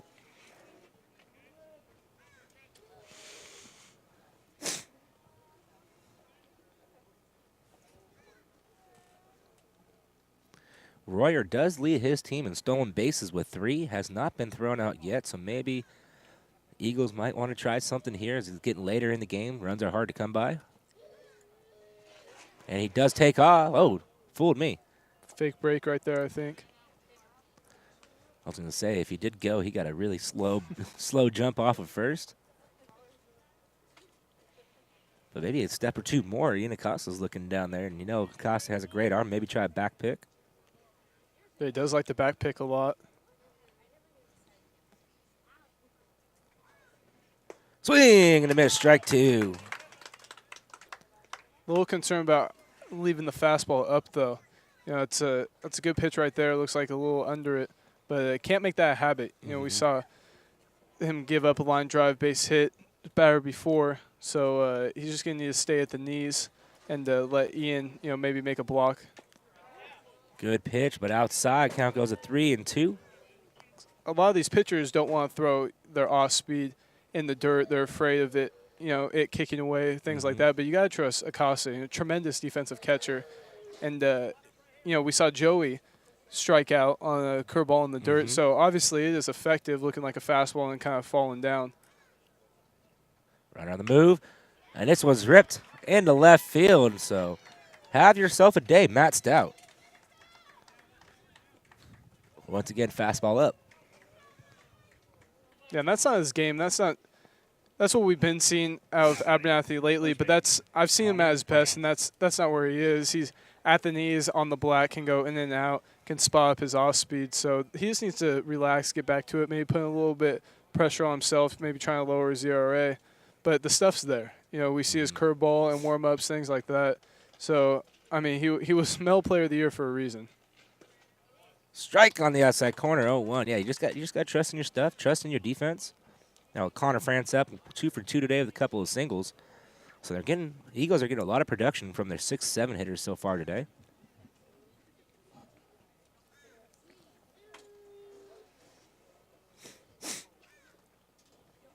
France trying to call time. Abernathy steps off.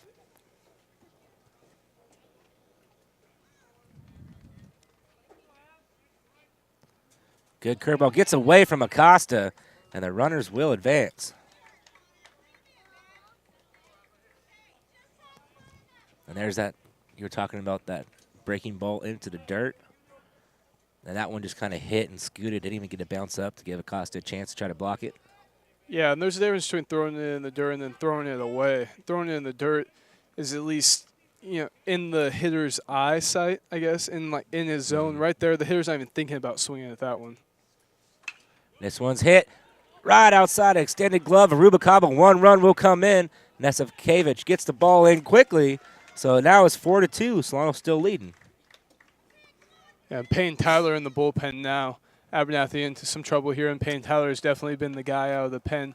Also, this bullpen's so deep for the Falcons with Coates, Payne Tyler, Hostler, Jay Wagner, who doesn't get a lot of innings, but he's definitely a guy.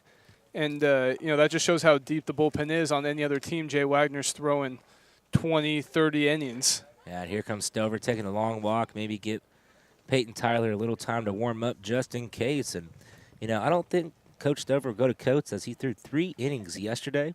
Yeah, no, I saw Coates doing his after, I forgot what it's called, but it's called day 1 of the throwing routine. And that's kind of you're not throwing today kind of thing, where you get more of your running, things like that. And Coach Stover never the guy who's going to overthrow someone by any means. It's, when's it worth it? Even if you're at the 4-year level, you're not getting paid to play the game. You have aspirations, especially in junior college, to play past it, 4-year level and then the professional level. So it's never worth it. And this bullpen is definitely deep enough, and you should be able to rely on other guys. Payne Tyler can definitely fill the void. Hostler, like we talked about, Wagner, being able to throw in there. The names just keep on coming. Chris Rost, who was a guy out of the pen for him last year.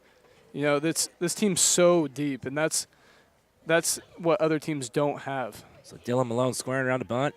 First pitch is low, ball 1. He is 0 for 1 day. Reached on a fielder's choice and has a walk. He has a lone RBI. Oh, I'm sorry. Has a run, has scored, so 1 of the RBIs. So maybe a safety squeeze here. Gets it down. The run will come in. Bo picks it up, and he is just going to tag Malone. The run will come in, though. So 3-4 Solano. And despite giving up the run right there, Solano's got a 2.89 ERA as a team, which is incredible, and the opponent's 4.33. So if you just do the totals versus opponent, I mean, it's not even close. So now Danny Newman up at the plate. He's flown out twice to the left fielder. So let's see if Abernathy can get out of this jam right here. The runner on second, 2 out. First pitch called on the outside corner, 0-1.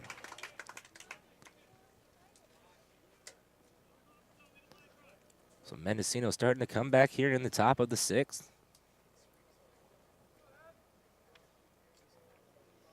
And this one's hit right to Lenny. Lenny scoops it up, flips it over to first for out number 3. The damage is done as the Eagles get 2 in. 4-3 Solano heading to the bottom of the 6th.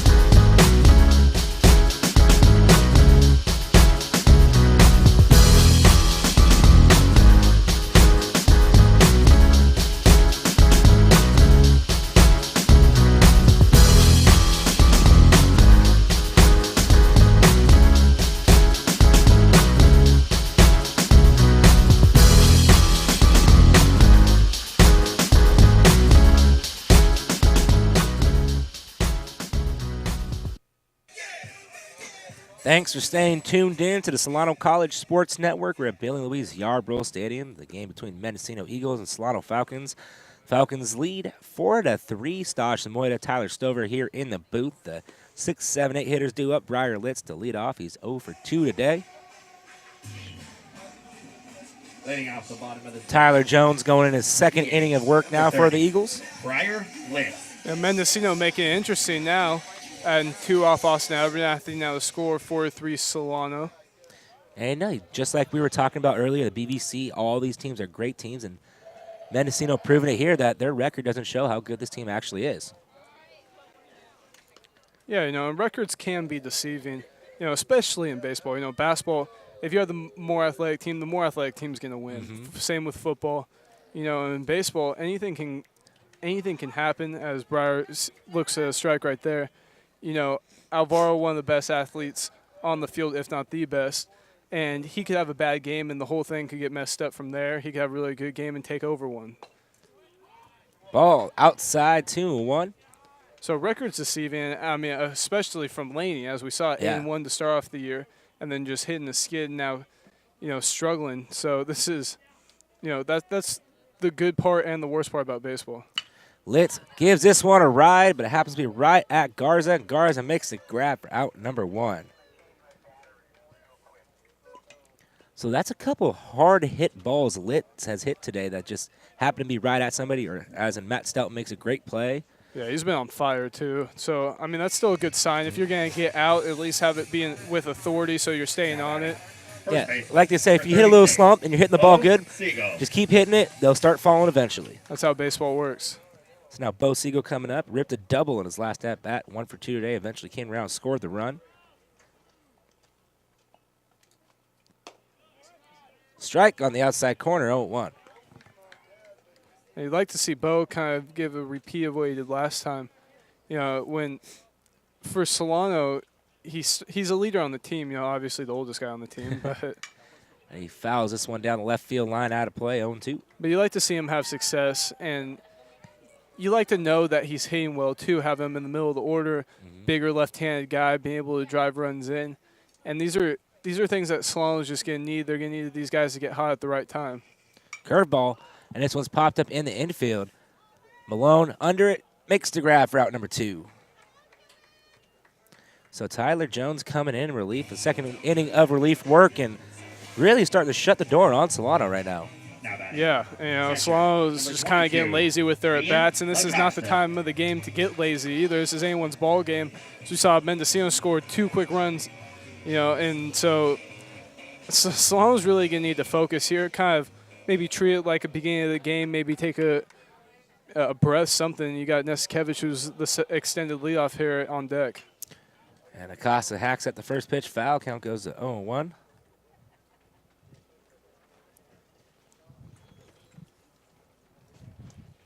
So Acosta 1 for 2 today with a double and RBI.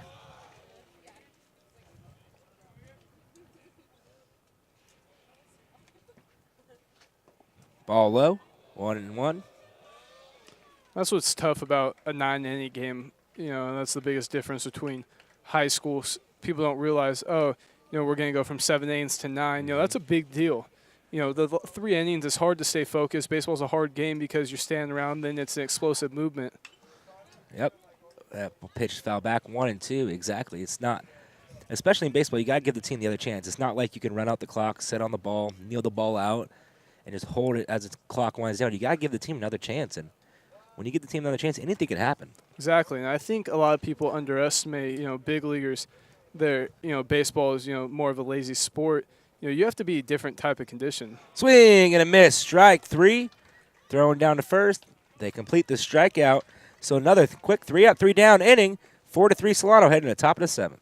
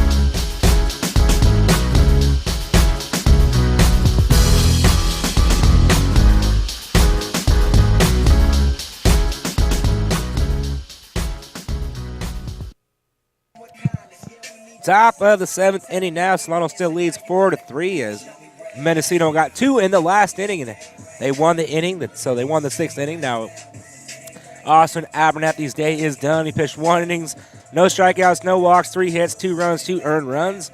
And now coming in relief is Peyton Tyler. Yeah, Peyton Tyler's just been a key guy out of the pen. You know, it's hard to say a key lefty because you have Adam Coates, but Peyton Tyler has been hanging in there with the best of them.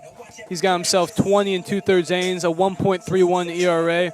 He's just been shut down for the Falcons, and I actually got the pleasure of playing catch with him the other day with the pitchers, and everything he throws has movement on it. His fastball has movement. His changeup has a lot of movement, curveball, slider. So he's definitely a guy that Solano relies on.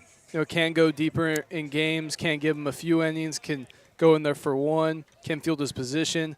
And, you know, he's little, he's skinny, he doesn't look powering, but his fastball can get up on you too. So right now with the left-hander here up for Mendocino, this is a good matchup for Peyton Tyler. First pitch outside, ball 1. Yeah, I actually talked to him after the last baseball broadcast brought to you on SCSN, and kind of made things interesting in the top of the 9th inning. Loaded the bases, that is called a strike 1-1. Talking to him after the game, I'm like, hey, good save, man. Way to work out a jam. He was very frustrated with himself. This guy, you know, he takes his stuff very seriously. Yeah, he was telling me his changeup wasn't all the way there, so I asked him before the game, like, how's your changeup? He just gave me a little wink and a little thumbs up, so, you know, he's dialed in today. Yeah, it's funny, always goofing around, but oh, this one's roped out into left field, right at Nesikevich. Nesikevich can't get to it, so that's a leadoff single from Nicholas Aguilio. The thing about Peyton is, you know, he's definitely a leader on the staff. He's a sophomore, you know, he's been around it. Rio Vista native, which we always make fun of him for. They actually call him Rio. And no offense to anyone out there listening from Rio Vista. But, you know, the thing about him is he's striking out a lot of guys. He's got 22 Ks and 20 2/3 innings. And that's not what I would expect from him. But, I mean, after playing catch with him and kind of watching him more, you start to realize that his off-speed's wipeout stuff. Mm-hmm. And that's something Coates has, obviously. Coates has the unhittable changeup and slider. And that's what Payne has, along with location. First pitch called a strike as McCusker is trying to bunt Aguilio over. You see, right there, he can't even bunt that. That's got so much movement. He's kind of got the unorthodox delivery. And this has definitely been a blessing for the Falcons. You know, they knew he was going to be the guy, but they didn't really expect a 1.31 ERA. So the 0-1. This one's hit right to Rubicaba. Flips it to second, to first. And he's safe at first as McCusker showing the wheels there. Kind of a slow hit chopper to Rubicaba. And the speed of McCusker showing off there. Now batting center fielder, Tano Garza. So now it's 1 out. Brings up Tano Garza, who's 0 for 3 today. And Payne has only walked 7 in 20 innings. So he's around the zone. He's striking out guys. He's not getting up a lot of runs. 20 hits through 20 2/3 innings. So this is what you need out of a reliever. Someone who's going to come in, pound the zone right there, just missing a little bit off the plate. Another left-on-left matchup. So this is important. And actually, I think we've aired the interview before the beginning of the year. Mm-hmm. You actually filmed it when we talked about how important the left-on-left matchup is. Him, Dylan Dumape, Adam Coates. And they talk about that they take it very serious. Yeah, you always want to win those battles. Runner on the move. It's chopped. Webster, high chopper. It's going to be a tough throw to first, and he's safe at first. Wow. Very tough play there by Webster. Nearly almost got him. That was a high chopper. Yeah, that was a tough one right there. You know, that's kind of one of those where you don't know if you want to take a step back and then come through it or just wait for it to get to you. You know, you don't want to make the wrong move and while it's up in the air, and it feels like that thing's up in the air forever, too. I mean, that was a really bang-bang play. Yeah, it could have gone either way. Mm-hmm. So now it brings up Nate Gadsby, 1 for 3 today. Also reached on an error back in the second. And this one's floated out in the right field. Darian Evans coming in. He is under it. McCusker's going to tag. Throw back to second, and it's a double play. What a play by Darian Evans and Alvaro Rubicaba to get out of the jam, and Peyton Tyler is pumped up, and we are stretching here at Bill and Luis Yarbrough Stadium, 4-3, heading to the bottom of the 7th.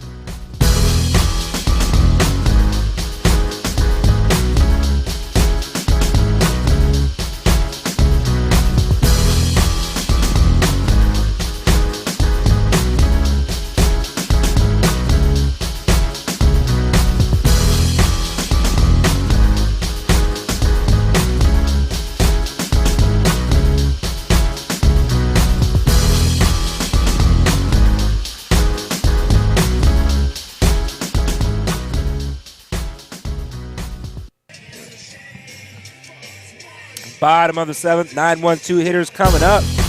What a huge double play right there. Oh, yeah, terrific. And you actually saw Coach Stover getting a little colorful over there, jumping around, giving his guys fist pump. And, that just shows how important that play was. I mean, the score's 4-3. Darian Evans makes a tremendous throw to hit the cutoff, which, a lot of younger guys want to overthrow the cut. He overthrows the cut right there. That play doesn't happen. And Rubalcaba having the wherewithal to be able to catch the ball and tag the guy out. And that's huge right there. And that's a huge momentum swing in Solano. Ooh, ran inside. Did not go. Count goes to 1-0 to Alex Nesikevich.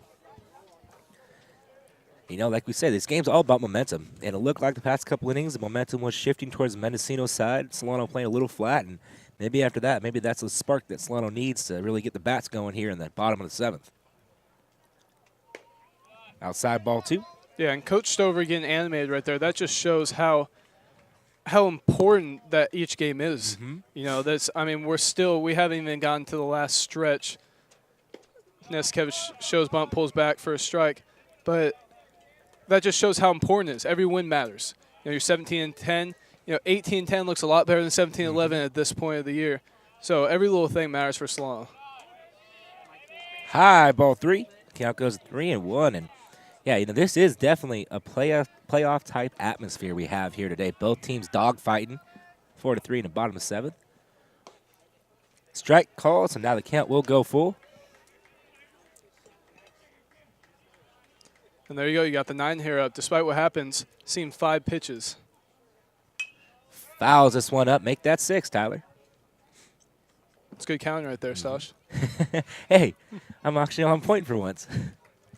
No, but, we talked about how important the 9 hitter is. And even if you get out, that's still the bullpen's throwing a lot of pitches. And right there, drawing the walk, fastball outside. Talked about how Tyler Jones has been shutting them down. Right there, now you got the leadoff guy on, Nesikevich, quicker guy. And now you're back to the real leadoff here in Joey Dotson, who's just an on-base machine. Yeah, Dotson, Rubalcaba coming up after this. Nesikevich over here, table setter. That's the first base runner Tyler Jones has allowed in 2 innings. Now this is his 3rd inning of work. They do have a pitcher down in the bullpen, just in case he gets in any trouble. Dotson squaring around the bunt. Pulls it back. That's ball 1. Yeah, and with Joey can sack bunt and still get a hit out. And that's what, I think the coach right there taking a mound visit, he's probably even going to say to his new pitchers, new guys coming in, is this guy's lightning fast. So we got to make sure that we field this thing clean and get him out quick. And they are going to the bullpen now. So while we got a break in the action, let's do a little station identification. You're tuned in to the Solano College Sports Network, home of Solano Sports. We're at Billy Louise Yarbrough Stadium at Solano Community College. And it's been a great baseball game between the Mendocino Eagles and the Solano Falcons, 4-3 in the bottom of the 7th. Stosh Zamoyda, Tyler Stover here on the call. And just a great day for baseball, great game of baseball. We couldn't ask for anything better than this. Oh, yeah, this is great BVC play right here. 2 teams where it matters a lot to them, like we talked about. Mendocino having a little more to prove at 7-8 in conference, but they're bringing in their top relievers to try to shut down these Falcons, and the Falcons aren't budging. 4-3, we're getting into the exciting part of the game. I'm really looking forward to seeing how this plays out. You got the closer with 6 saves for Mendocino, so this shows how bad that Mendocino wants to win this game, and they think they still have a chance. Yeah. Zach Visione is out on the mound now. He is actually 5th in the state of California in saves on the year with a 6. So he's trying to come in here to try to shut the door on Solano, not allow any more runs. But you have the power lineup you want up in this situation. This is crucial for the Falcons here because they could really use a couple extra insurance runs after this with only 6 outs left at the plate for the Eagles. And like you say, you got to play 27 outs to decide the game. Exactly, and the thing, I'm going to kind of stick with me on this, but, I watch MLB Network, and they talk about the greatest thing about baseball is, basketball, it's the athletes, the same athletes. You know what you're going to get. In baseball, your team's only as good as your next day's starting pitcher. And right now, I'm believing that your team's only as good as your next reliever, and you got a great reliever in here when the momentum's more towards Solano. This is a guy who could kill momentum for Solano. So this is why getting this bunt down is going to be important and putting pressure on him. Oh, and he fouls this one back, and it hits the screen, so now the count goes to 1-1. Interesting move, too. They let Jones go, throw one pitch, and then they go to the bullpen. You usually see a relief pitcher come in and start a fresh count. So how does that differ from a relief pitcher, coming on a 1-0? Yeah, 1-0, you want to start with a fresh count. But 1-0 is not as big of a deal if you're more of a strike thrower. But if you're coming in when it's 2-0, 2-1, things like that. But right there, again, the first pitch strike for him, that's huge. Now it's even 1-1. It's kind of like your own little fresh start. He gets the bunt down, and it was up near his earlobe.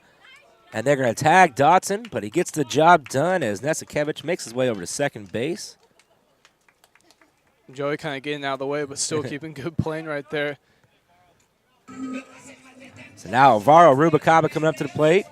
1 for 2 today. A single, a stolen base, an RBI, scored run, and a sacrifice bunt as well back in the first inning.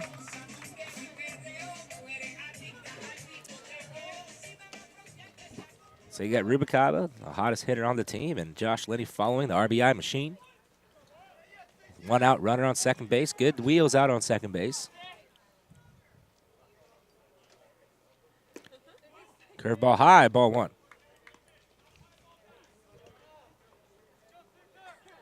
That curveball kind of hung there. Maybe the drops in the zone a little bit more. Rubalcaba does have 1 home run on the year. Yeah, I think Rubalcaba's just going to try to shoot that thing in right center. There's the curveball down. Count goes to 1-1. And that's the type of hitter he is. He's going to need to stay middle to right center, try to stay that way. He's not a power hitter. Yeah, he's got himself 1 home run. But, he's more of a speed guy, a guy who's going to get on second, get on third, especially. He's got himself 2 triples on the year. He floats this one out into right field, going over is Gadsby. Gadsby makes the catch for out number 2. Interesting to see that Nesikevich wasn't trying to tag. Maybe it wasn't deep enough, but it's a pretty far throw out and right. Yeah, you got yourself 1 out, though, especially with how they've been playing defense in the outfield, having trouble with the sun, maybe kind of hoping that thing drops and then you can trot in. But if you're tagging and the ball drops, then you only get to third. So I like the gamble. I think it's smart. And then you have Josh Lane who can drive a guy in, so he's still in scoring position. Yeah, he did rope a single in his last at-bat, right between the shortstop and the third baseman. So 2 outs, runner on second. That's a crucial run. Solano could really use that. Curveball comes in high, ball 1.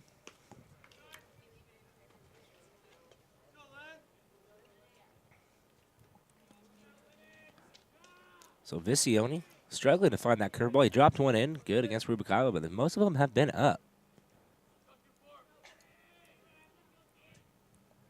Fastball, foul back, count goes to 1-1.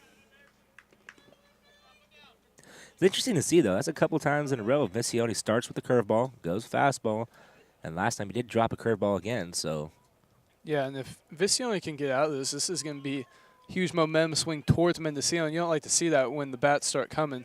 But this is definitely their guy. And in the 7th inning, Solano's going to need to capitalize.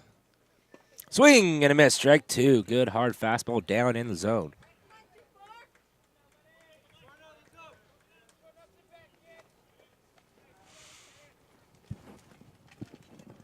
Now let's see what Zach Visione decides to do here. Does he go right at him or trying to maybe throw a curveball in the dirt? Fastball high, 1 of the 2. I think we're going to see that slider again. Oh, this is a shot right back up the middle. Nesikevich is going to come home. And Garza bobbles the ball. So once again, the RBI machine, Josh Lenny, comes through. 5-3 Solano. That's 22 RBIs on the year for Lenny so far. He's just having a hot year, and he continues to do it. And that's what they're going to need in the middle of the order. Some Garland Webster, too, having a terrific year. They got guys who can get on base, and they got guys who can drive them in. That's I think that's a formula for winning. Yeah. If I remember right, yeah. Garland Webster, 0 for 1 today, a couple of walks. So let's see if he can keep the 2-out rally going here. Once again, starts with the curveball. Comes in on the inside corner, 0-1. So that's 3 straight batters. You know, if I'm the dugout over there, I'm thinking he's going to try to come inside with that curveball on first pitch and try to tee off on something. And the dirt, ball 1. And I think it's important to note that there's no activity in the bullpen, so Payne Tyler going to run back out there, which, I mean, why wouldn't you? Mm-hmm. Like we said, Coates down today. Payne Tyler more than qualified, so have Jay Wagner down there and Hostler. Strike on the outside corner, 1 and 2, and that's where these back-to-back days playing really comes into effect. It takes a toll on your bullpen. So it was nice yesterday. Labitte goes 6, Coates goes 3, and it gives a whole bunch of options for Coach Silver today, as you're seeing so far. Exactly, and Visione threw yesterday. So, I mean. And the dirt, and Josh Lenny's going to have himself a stolen base. But like I said, Visione threw yesterday, so he's going to get tired here soon. Like you said. Inning in a third. Yeah, inning in a third. And like you said, Labitte, you know, he's a starter. He threw well. Coates, reliever, come in, getting the job done, getting a win. And then now you have all these guys that you can run out there. Abernathy, you know, he gave up 2 runs, but you got guys picking them up in the back end of the bullpen. High, ball 2. Ball 3, I'm sorry. So now it's full count. Runner on second base. And this is a couple times where Webster's been in the situation today.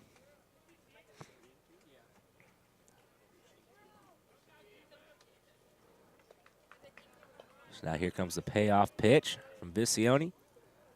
Garland fights this one off, fouls it back, so the count stays at 3 and 2. Garland also has 7 stolen bases. So, I mean, the team's stolen 51 bags. Well, 52. Well, more than that now. This is what we got. 54.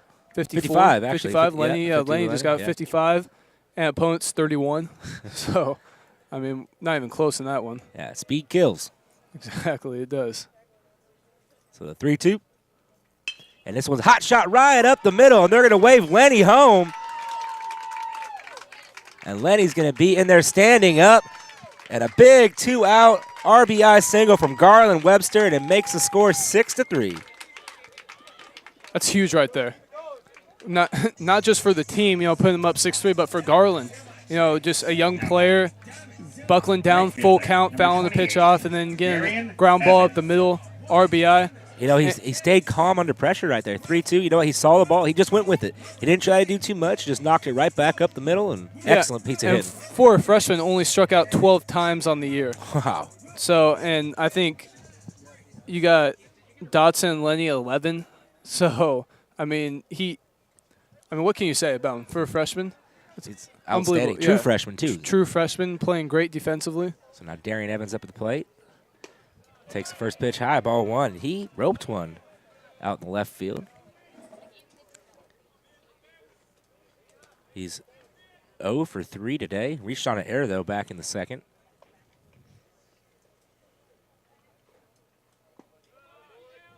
Strike call. Count goes 1-1. So the home fans not liking that call. It's always fun to hear the crowd getting into the games, especially in high-tense situations like this. Good curveball on the inside corner, 1-2. Interesting to see 2 fastballs now busting the curveball, so he's starting to mix his pitches a little more.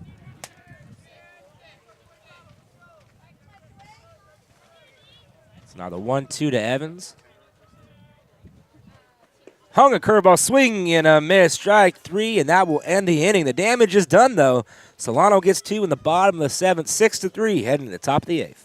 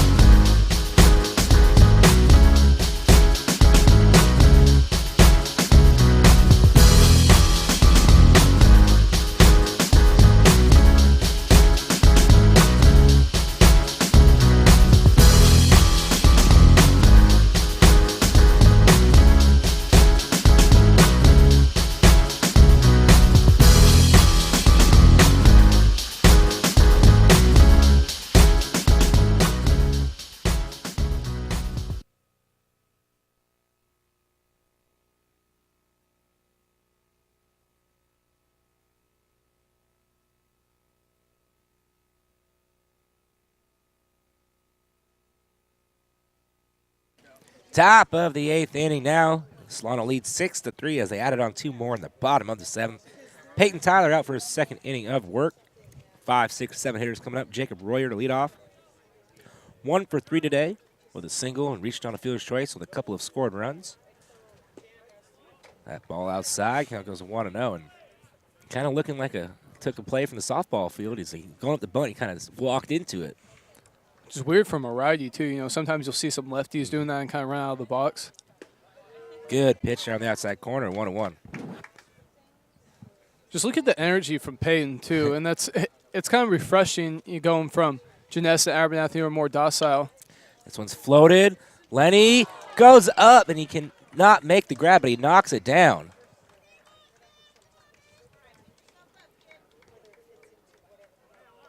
Back to what I was saying, he kind of jumps off the mound, catches the ball, and he's right back at it.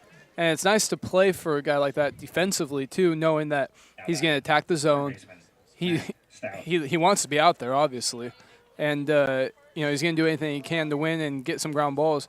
Right there, that was a soft liner. You know, kind of a tough play for Josh Lenny, but right now, look, he's ready. He's ready to go and looking to get another ground ball. The pitch. Outside ball 1, and yeah, Peyton Tyler gets it up like you're saying, just gets up ready to fire. I mean, and it also keeps the batters uneven. You know, they step out, kind of regain themselves. If you're just going in there pumping pitches in there, kind of makes them want to jump on a pitch. And strike called on the outside corner, 1-1. Yeah, and what it is it's kind of a sneaky way of getting in your own groove and your own momentum and forcing the hitter to be in it too, and that's something you don't want to be. As a hitter, you don't want to start getting in the sync of the pitcher. So that's it's kind of a sneaky way to do it. Swing and a miss, strike 2. Count goes to 1-2. It's a filthy changeup right there. Like I talked about, everything moves, everything. That is his favorite pitch to throw. He was actually teaching me the other day. We were messing around with it. So now the 1-2.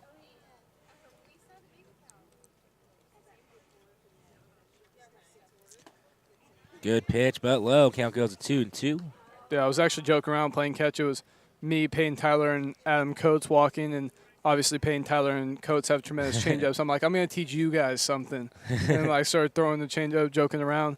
But no, they've been great helping me out along with it too. But Coates and Peyton Tyler, you know, I played Division I baseball, and their changeup's just as good as anyone's. Oh, this one's lifted out in the left center field. Nesikevich comes in, stops it, but he's going to bloop in there for a single. So 1st and 2nd, nobody out.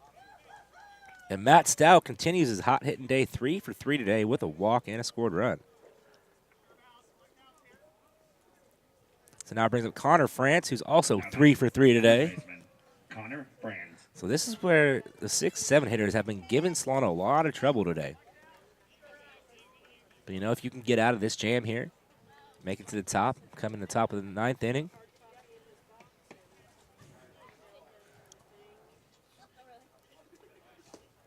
Ball outside, count goes 1-0, and this is definitely, in this situation, you got guys 3 for 3. Are you bunting here with no outs? I mean, you're down 3. You know, I mean, the 8th inning, you want to try to get some runs and then put more pressure on Solano into the 9th. So it's more of a safe play.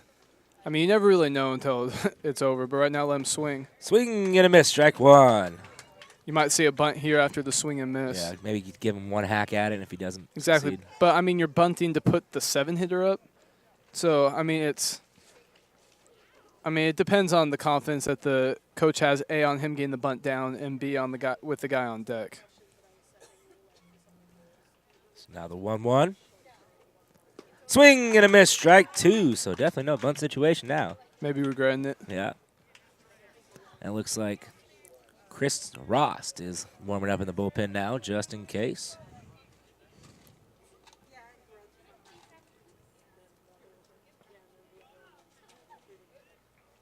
I'd like to see Peyton Tyler finish him off right here, throwing 2 good pitches.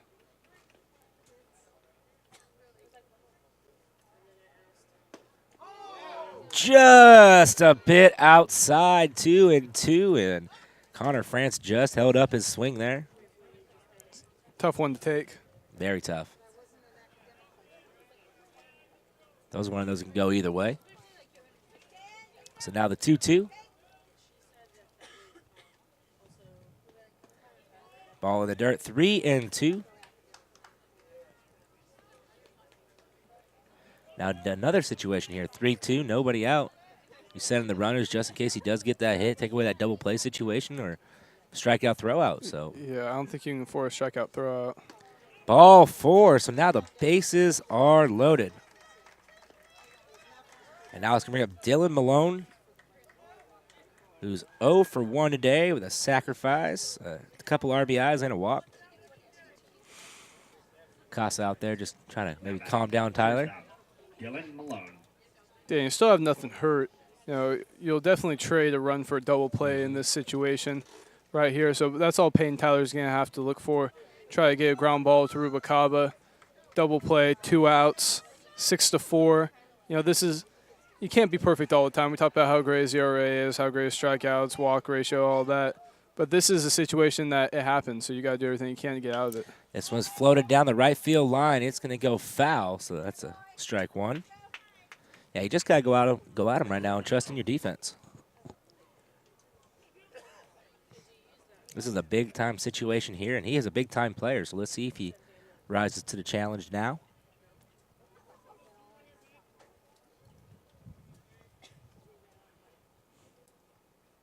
Checks a runner at third, comes set now. The 0-1. He floats this one out into right field. Coming in is Evans. Evans is under and makes the grab. And he's going to come in and holds the runner up. Evans does a great job there by getting the ball in quickly. And maybe Jacob Royer saw the cannon Darian Evans had back in actually the last inning. Yeah, Solano was conceding the run. They threw it to second. I don't know what they were doing there, but that's definitely a missed opportunity for Mendocino. Now, 1 pitch away getting out of this. Now batting number 16, Terrence Bremby.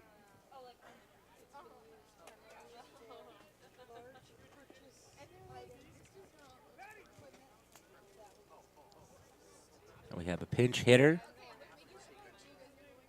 I'm looking for number 16 on my list, and I do not have it on the roster. Isn't spring training where they don't have him out there? Oh, we got it on the screen, though. Oh, Terrence Bremy. A great, good guys behind on the board helping us out. Brian Nelson. Tommy Getcha gets away from Acosta. Run coming home, and the run will score.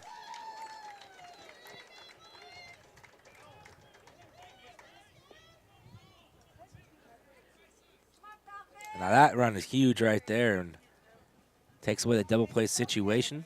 Yeah, line drive ties this thing up.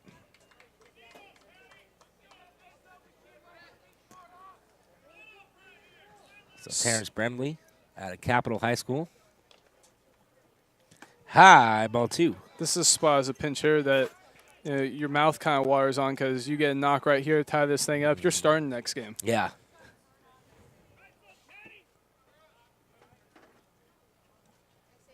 So Peyton Tyler looking to buckle down here. In the dirt, good block by Acosta. You know, you really don't want to walk Bremy here with Nicholas Aguilolo coming up next.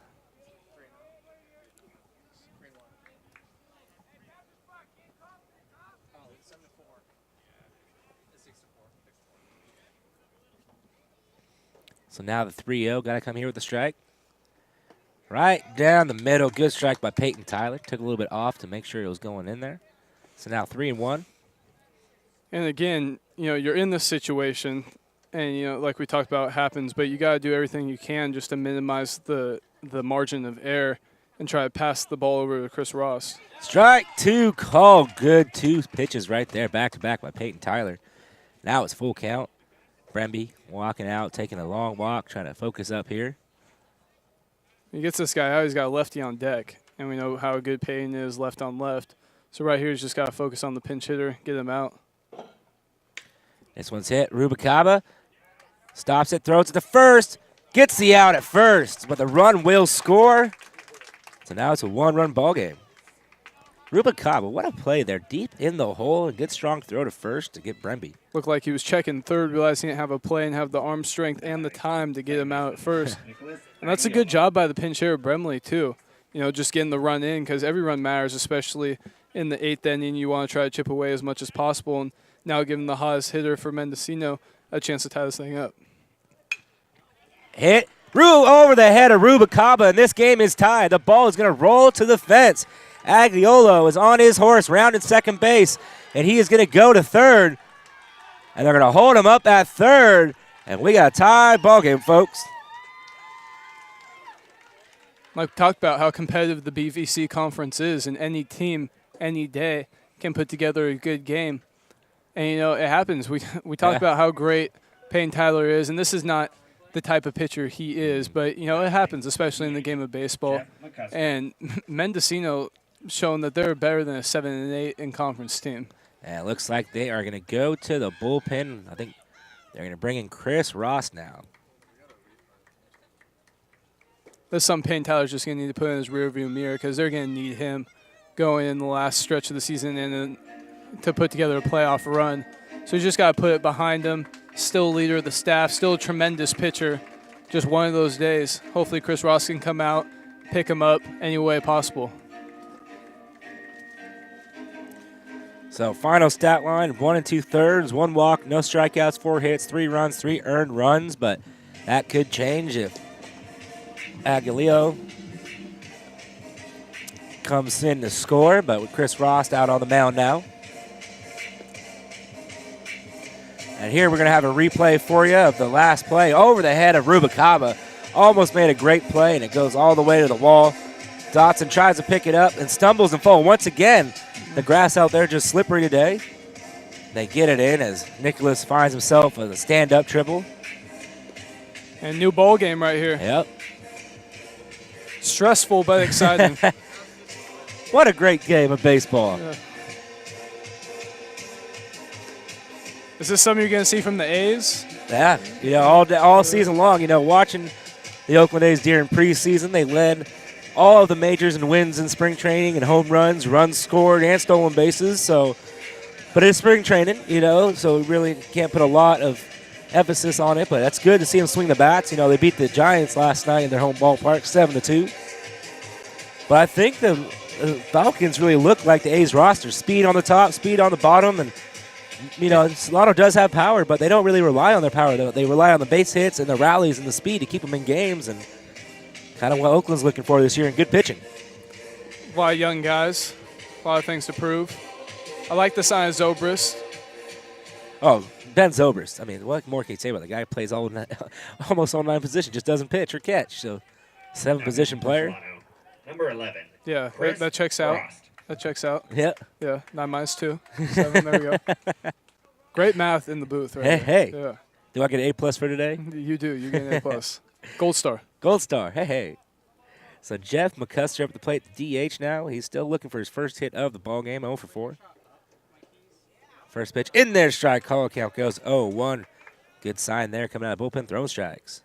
You have the leading run on third base. Really need to get this guy right now.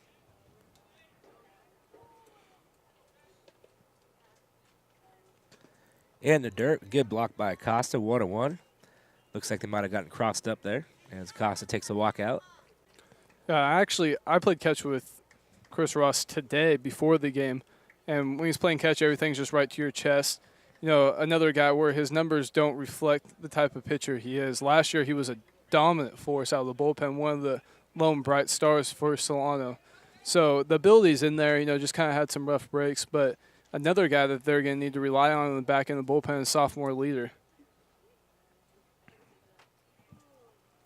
Swing and a miss, strike 2, and good use of the changeup there. Looked like McCusker was looking for the fastball. I think just kind of dropped off. So now 1-2. Oh, this one's poked, and that's going to get down, and Mendocino takes the lead, 7-6. That's a big RBI from Jeff McCusker.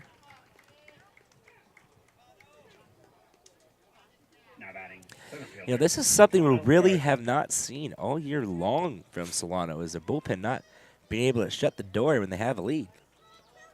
Yeah, I mean, another frustrating point for Nate Janess. You know, it's just been the story of the year. He's 3-2. His ERA is well under 2 now. and I mean doing everything he can, and then the bullpen just letting them come back, which, like you said, something we haven't seen. And, you know, maybe it'd be nice to put in Coates in a certain situation, but this one's hit right up the middle, kicked. Rubicaba throws it to first, and he makes it out at first base for out number 3. The damage is done. Mendocino leads 7-6 heading to the bottom of the 8th.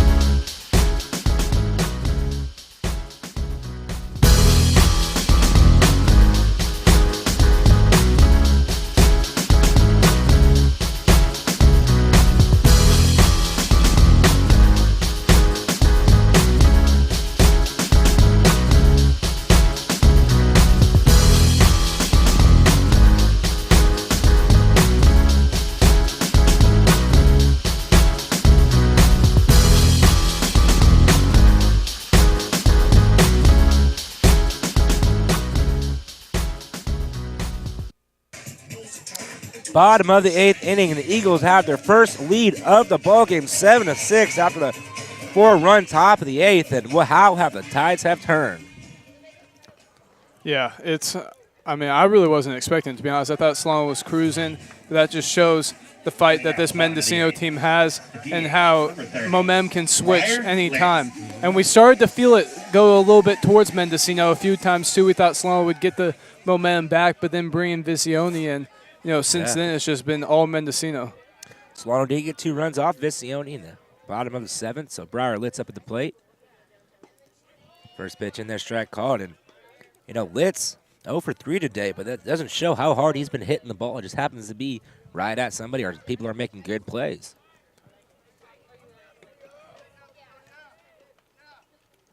This one's hit high and deep into left center field, going back. It's going to one-hop the wall, and Litz finds himself with a leadoff double. And Breyer continues to stay hot. Wow. And I think we might get a pinch runner here for him, but that's what we talked about even as outs were lineouts. You know, the guy's just getting barrel at will. Now you got Andres Quijada going into pinch run for him. Don't normally see a catcher going into pinch run. Quijada's got some speed, though. A lot faster than Breyer. So Breyer gets the job done. Finally gets himself on the board there with a hit. Pinch running for Litz, number 13, Andres Quijada. So now brings up Bo Siegel. He's 1 for 2 today. He ripped a double back in the 4th inning, scored a run. And you can hear the Solano Falcon dugout really start to come alive now. A lot of chatter, cheering their team on. Yeah, if Bo doesn't get the bunt, he's definitely got to make sure he pulls something to the right side as he shows bunt. And he gets the bunt down, and that's a good bunt. Throw down to first, and they make the out. If he has a little more speed, he probably could have beat that out, but the job is done. Great job by Bo. And Stout just making every play over there. Yeah. You know, he's not going to throw it off the base. He's throwing it right to the guy's chest. He's saving runs is what he's doing. Catcher, number 22, Ian Yeah, I'm very, very impressed with Matt Stout, the way he's played defensively and been hitting the ball today. Definitely a force to reckon with. But now it brings up Ian Acosta, 2 for 3 today with a double, an RBI, and a strikeout. So let's see if he can get the run home. First pitch, high and outside, ball 1.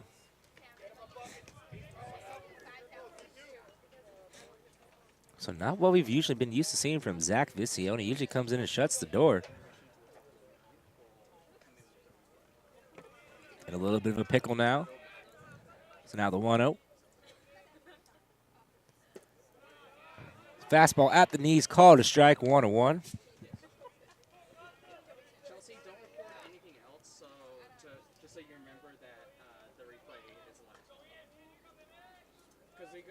I mean, I don't really want to point out the obvious, but this is definitely a huge at-bat right here for the Falcons.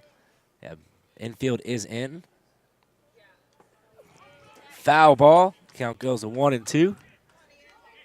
He just has to stay within himself right now, right there, trying to be a little too overly aggressive. You know, this is a huge at-bat. But, you know, Ian Acosta has come through a couple times this season for the Falcons. It's now the 1-2. Ball in the dirt. And a good block there by Jacob Royer. Quijada just keeping his eye down there. If it scoots away, you know he'll be coming home. Try to copy Alvaro Rubalcaba. So now the 2-2, 1 out, runner on third, bottom of the 8th inning. And he smokes this one, and that is a base hit for Ian Acosta, and we are tied at 7. Acosta comes through in the clutch once again. Has himself a 2 RBI game now. Now we got another new ball game. Yep. Back and forth, man. This is what else can you ask for in a game? Number 12, Alex Nesikevich. So now it's going to bring up Alex Nesikevich. 1 for 2 today with a single and a walk. Also scored a run. So let's see if Alex can keep the ball rolling now and get Joey Dotson up at the plate. Runner on the move, hit and run, and that's a foul ball. Oh, my. I don't know about that call, folks.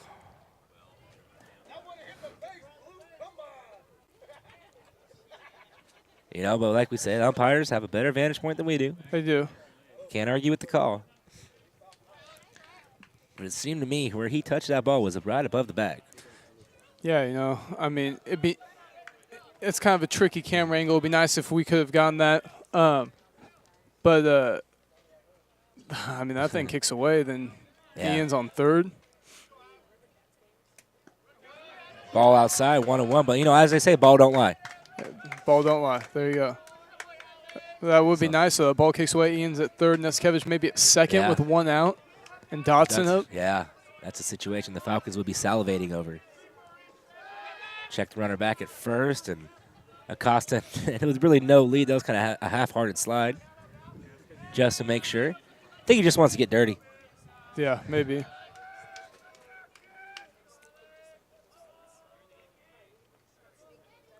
Big hole to the right side. Runner on the move, chopped to the second baseman. So safe at second, out at first. So Nesikevich gets the job done, advances the runner.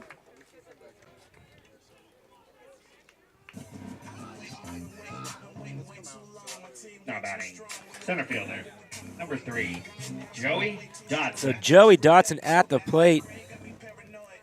2 for 3 today. Been on base 3 times. 2 stolen bases, 2 scored runs. The last at bat he had a sacrifice bunt, which was a very big necessity for the Falcons at the time.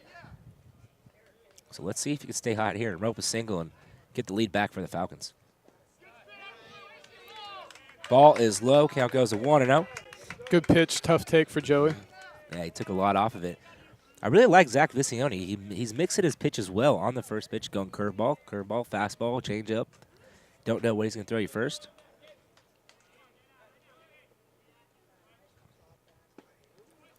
Strike on the outside corner, 1-1.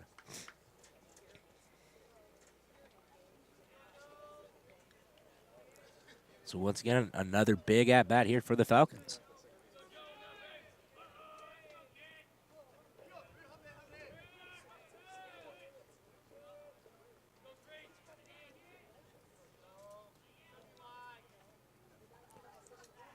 And this one's floated out into right center field. If that drops, it could be trouble. That ball is down. Acosta will come home to score. And Joey Dotson with a clutch RBI single gets the Falcons the lead 8-7. Game of momentum, hey Tyler. Now batting, shortstop, number 6, Alvaro Rubalcaba. So hot hitting Dotson, now hot hitting Rubalcaba coming up.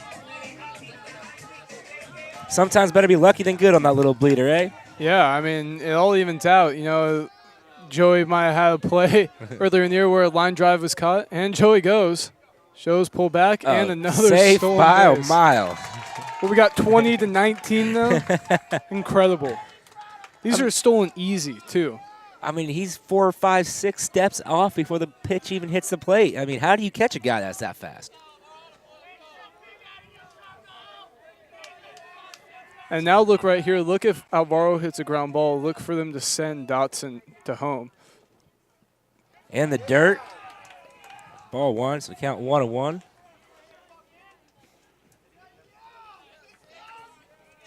So much speed. Oh, man.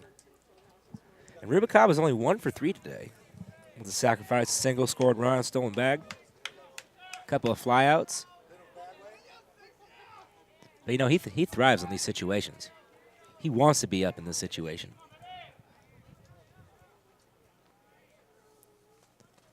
And this one's hit right to Stout. Stout picks it up, throws it over to first for out number 3. Solano gets a pair, retakes the lead 8-7, heading to the top of the 9th.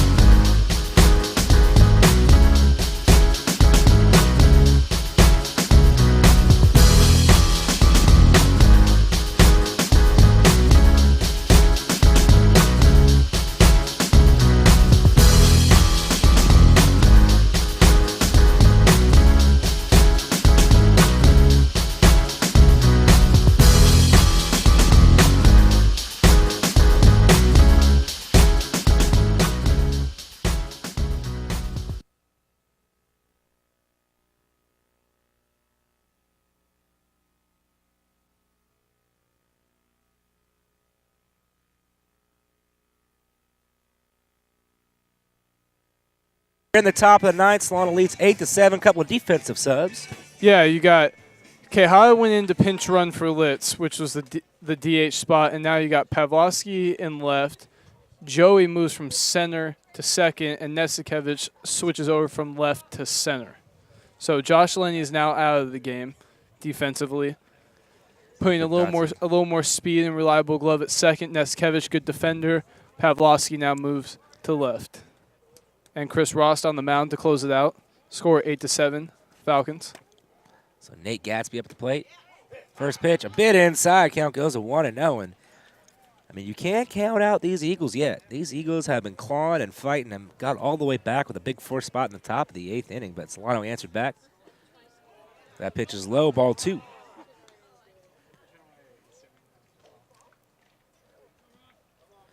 Yeah, and it was in the 8th inning that game yesterday where Solano broke it open. Strike call. Count goes to 2-1. It was a 2-0 ball game into the 6th where Mendocino scored 2 in the bottom of the 6th. And then in the 8th inning, Solano put up a 5 spot. And that was enough to take the game 7-3. Swing and a miss. Strike 2. And his eyes got a mile wide when he saw that high fastball. Yeah, right there it looked like Ross was trying to throw too hard and the hitter was trying to swing too hard. So now 2-2. This one's hit to Rubicaba. Oh, and Rubicaba just lets it go under his glove. So Nate Gatsby on with an E6, and that's something you don't normally see from Rubicaba. Would have been a tough play regardless. Was not hit that hard. Saw Gatsby get out of the box quick. But yeah, this is not the time that you want to see that from Rubicaba, but a tough play nonetheless. Dylan Miller. So Dylan Miller getting his first at-bat.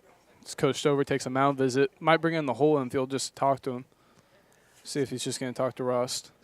So Dylan Miller is pinch hitting for Jacob Royer. He took over catching duties, it looks like.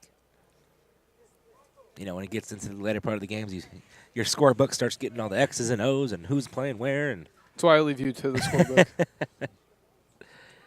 So reliable. Yep. Got to thank my mom for that one. Taught me at a young age how to keep score. So this game is very, very interesting, very exciting. Coming down to the wire now. Yeah, it has, and it's kind of like we talked about the good teams take advantage of other teams' mistakes. Both teams are doing it. So when Mendo's making a mistake, then you got Solano capitalizing, and thus far, like, I mean, it has. It's been a roller coaster. We thought Solano was going to settle in, and then Mendocino just comes back, and this lead is not safe. Here comes the bunt. Pulls it back, ball one. You know, in this situation, you just got to let him hit. You just got to let him bunt it. Yeah, you got to. You can't try to get too fancy. You can't afford a pass ball, anything like that. Just let him do the job and then worry about it with runner at second. And there he gets it down. Ross fields it. Going to flip it to first for out number one. Yeah, that's a smart thing right there. He might have had a play on Gatsby at second base, but he didn't even look there. He was just making sure you get the out. Yeah, and the thing to think about, too, obviously you want to win the game, but you still have a one-run lead, and you can't afford to try to be cute, and then that run gets in, and then another guy gets on because of your mistake. But now it brings up Matt Stout, a guy who's having an outstanding day, 3 for 3, 2 scored runs, also has a walk, playing well on defensive side. I mean, defensive player of the game. Yes, by far. Swing and a miss, strike one. I mean, Matt Stout and Connor France up next, who's also 3 for 3 with a walk and a scored run. I mean, these are the two guys that's been really the heartbeat of this Eagles team all game long. Yeah, these are not the guys that you want to see in this situation. Floats this one out in the center field. Nesikevich going back, makes the grab for out number two. I have a scary one over there. With the sun, we've seen some mistakes in center. Well, the wind is blowing directly out towards center, too, so that ball just kept carrying and carrying and carrying, but he did a good job of keeping his eye on it, getting to his spot, reaching up and grabbing it. So now down at 2 outs. The Eagles down to their last at-bat here could possibly be with Connor France at the plate. Now the question is, do you go at Connor France, a guy that's 3 for 3, 3 singles and a walk, scored run, or would you rather let him take first base and bring up Dylan Malone, who's hitless today? Can't put the go-ahead run on base. You can't do that. You got right here, you got to have faith in your reliever, Chris Ross, like we said. Key guy out of the pen last year, struggled a little bit this year, but you got to have faith to him. You can't put him on, then afford, even an error, with the way defensively Solano's been playing. If Alvaro's making an error, then you know that there's a problem out there. First pitch in there, strike called, count goes 0-1. Ross not wasting any time there. And obviously you're going to be a little more cautious because there is a base open, but you're not just going to give him the base. Right there, I think that pitch was a little bit intended to be a little bit out, and it just caught the black. Ball in the dirt. Good block by Acosta there. Saved 90 feet.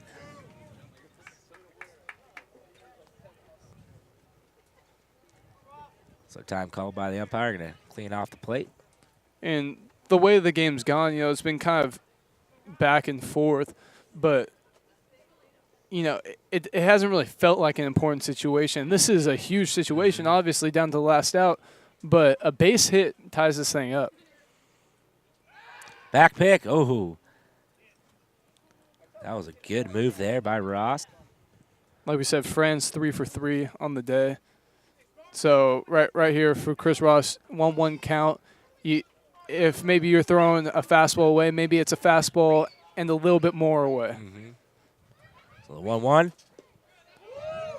Just a bit low, 2-1. It's not a good time for the wind to start kicking up either. Blowing straight out, dead center field. And with the way the game's been going, I mean, anything, I wouldn't be surprised with anything right now. That's why we play 27 outs. He floats this one out in the right field. Evans is under it. He makes the grab for out number 3. And Solano wins a wild one, 8-7 final score. Tyler, your thoughts from this game? Well, that's a huge win.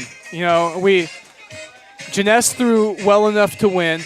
and the bullpen, which we hadn't really seen, and I still wouldn't be too concerned because Coates didn't appear in the game, but they kind of let it slip away a little bit.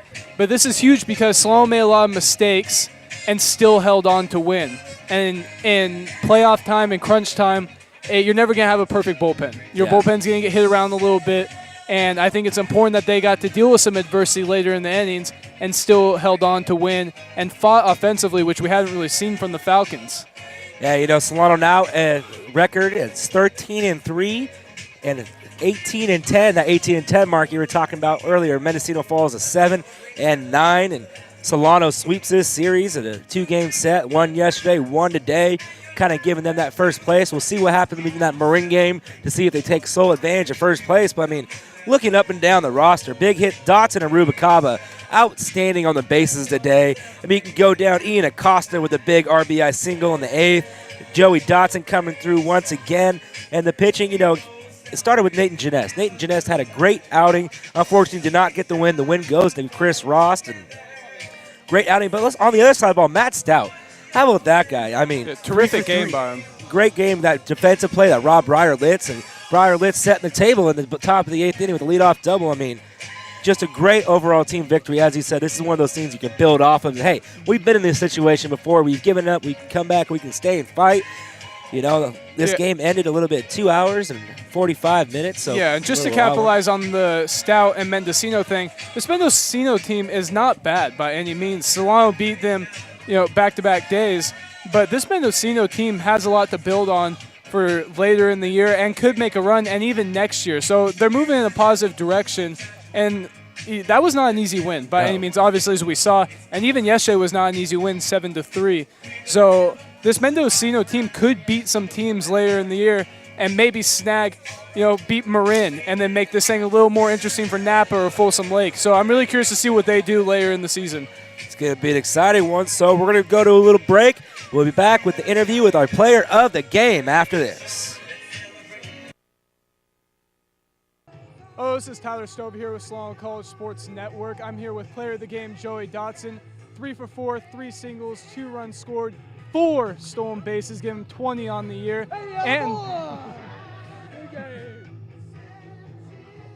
And the player of the game gets the pie in the face, also getting the go-ahead RBI. Joey, how did you feel today with Solano getting the win 8-7? I feel great. It feels great to win again. To still tie with first place with Marin. Feels great. Yeah, Joey, 4 stolen bases, and we talked about on the broadcast about you catching up to Alvaro in stolen bases. Alvaro got 1 today, making it 21, and you 20 on the year. Going into the game, the leader in the state had 20.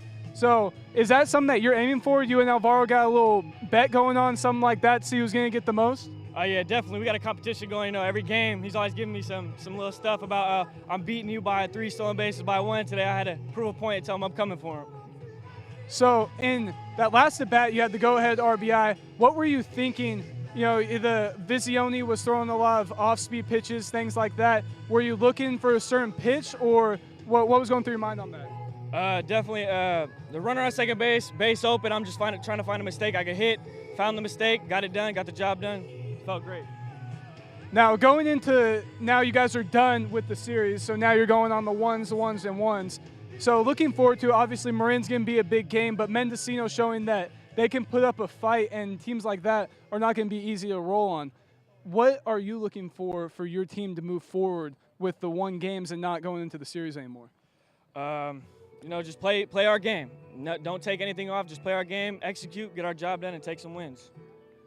And now for you offensively, this is the first time that the bullpen really hadn't shown that they could hold it down. Obviously, they're better than what they showed today. But how do you feel about the offense being able to come back, score 8 runs against a tough Mendocino pitching team? I don't even know. We just came out, felt real comfortable. Stover kept telling us we got to get our job done, execute. We executed today, squeezed by 1 today. And now finally, how does that shaving cream taste? It tastes a little good. Tastes real great. Feels good to have shaving cream on my face. Tastes like victory? Definitely. All right, well, I'm here with Joey Dotson. This concludes the victory for Solano, 8-7. They're now tied for first place with Marin. This is Tyler Stover with Solano College Sports Network. We'll see you soon.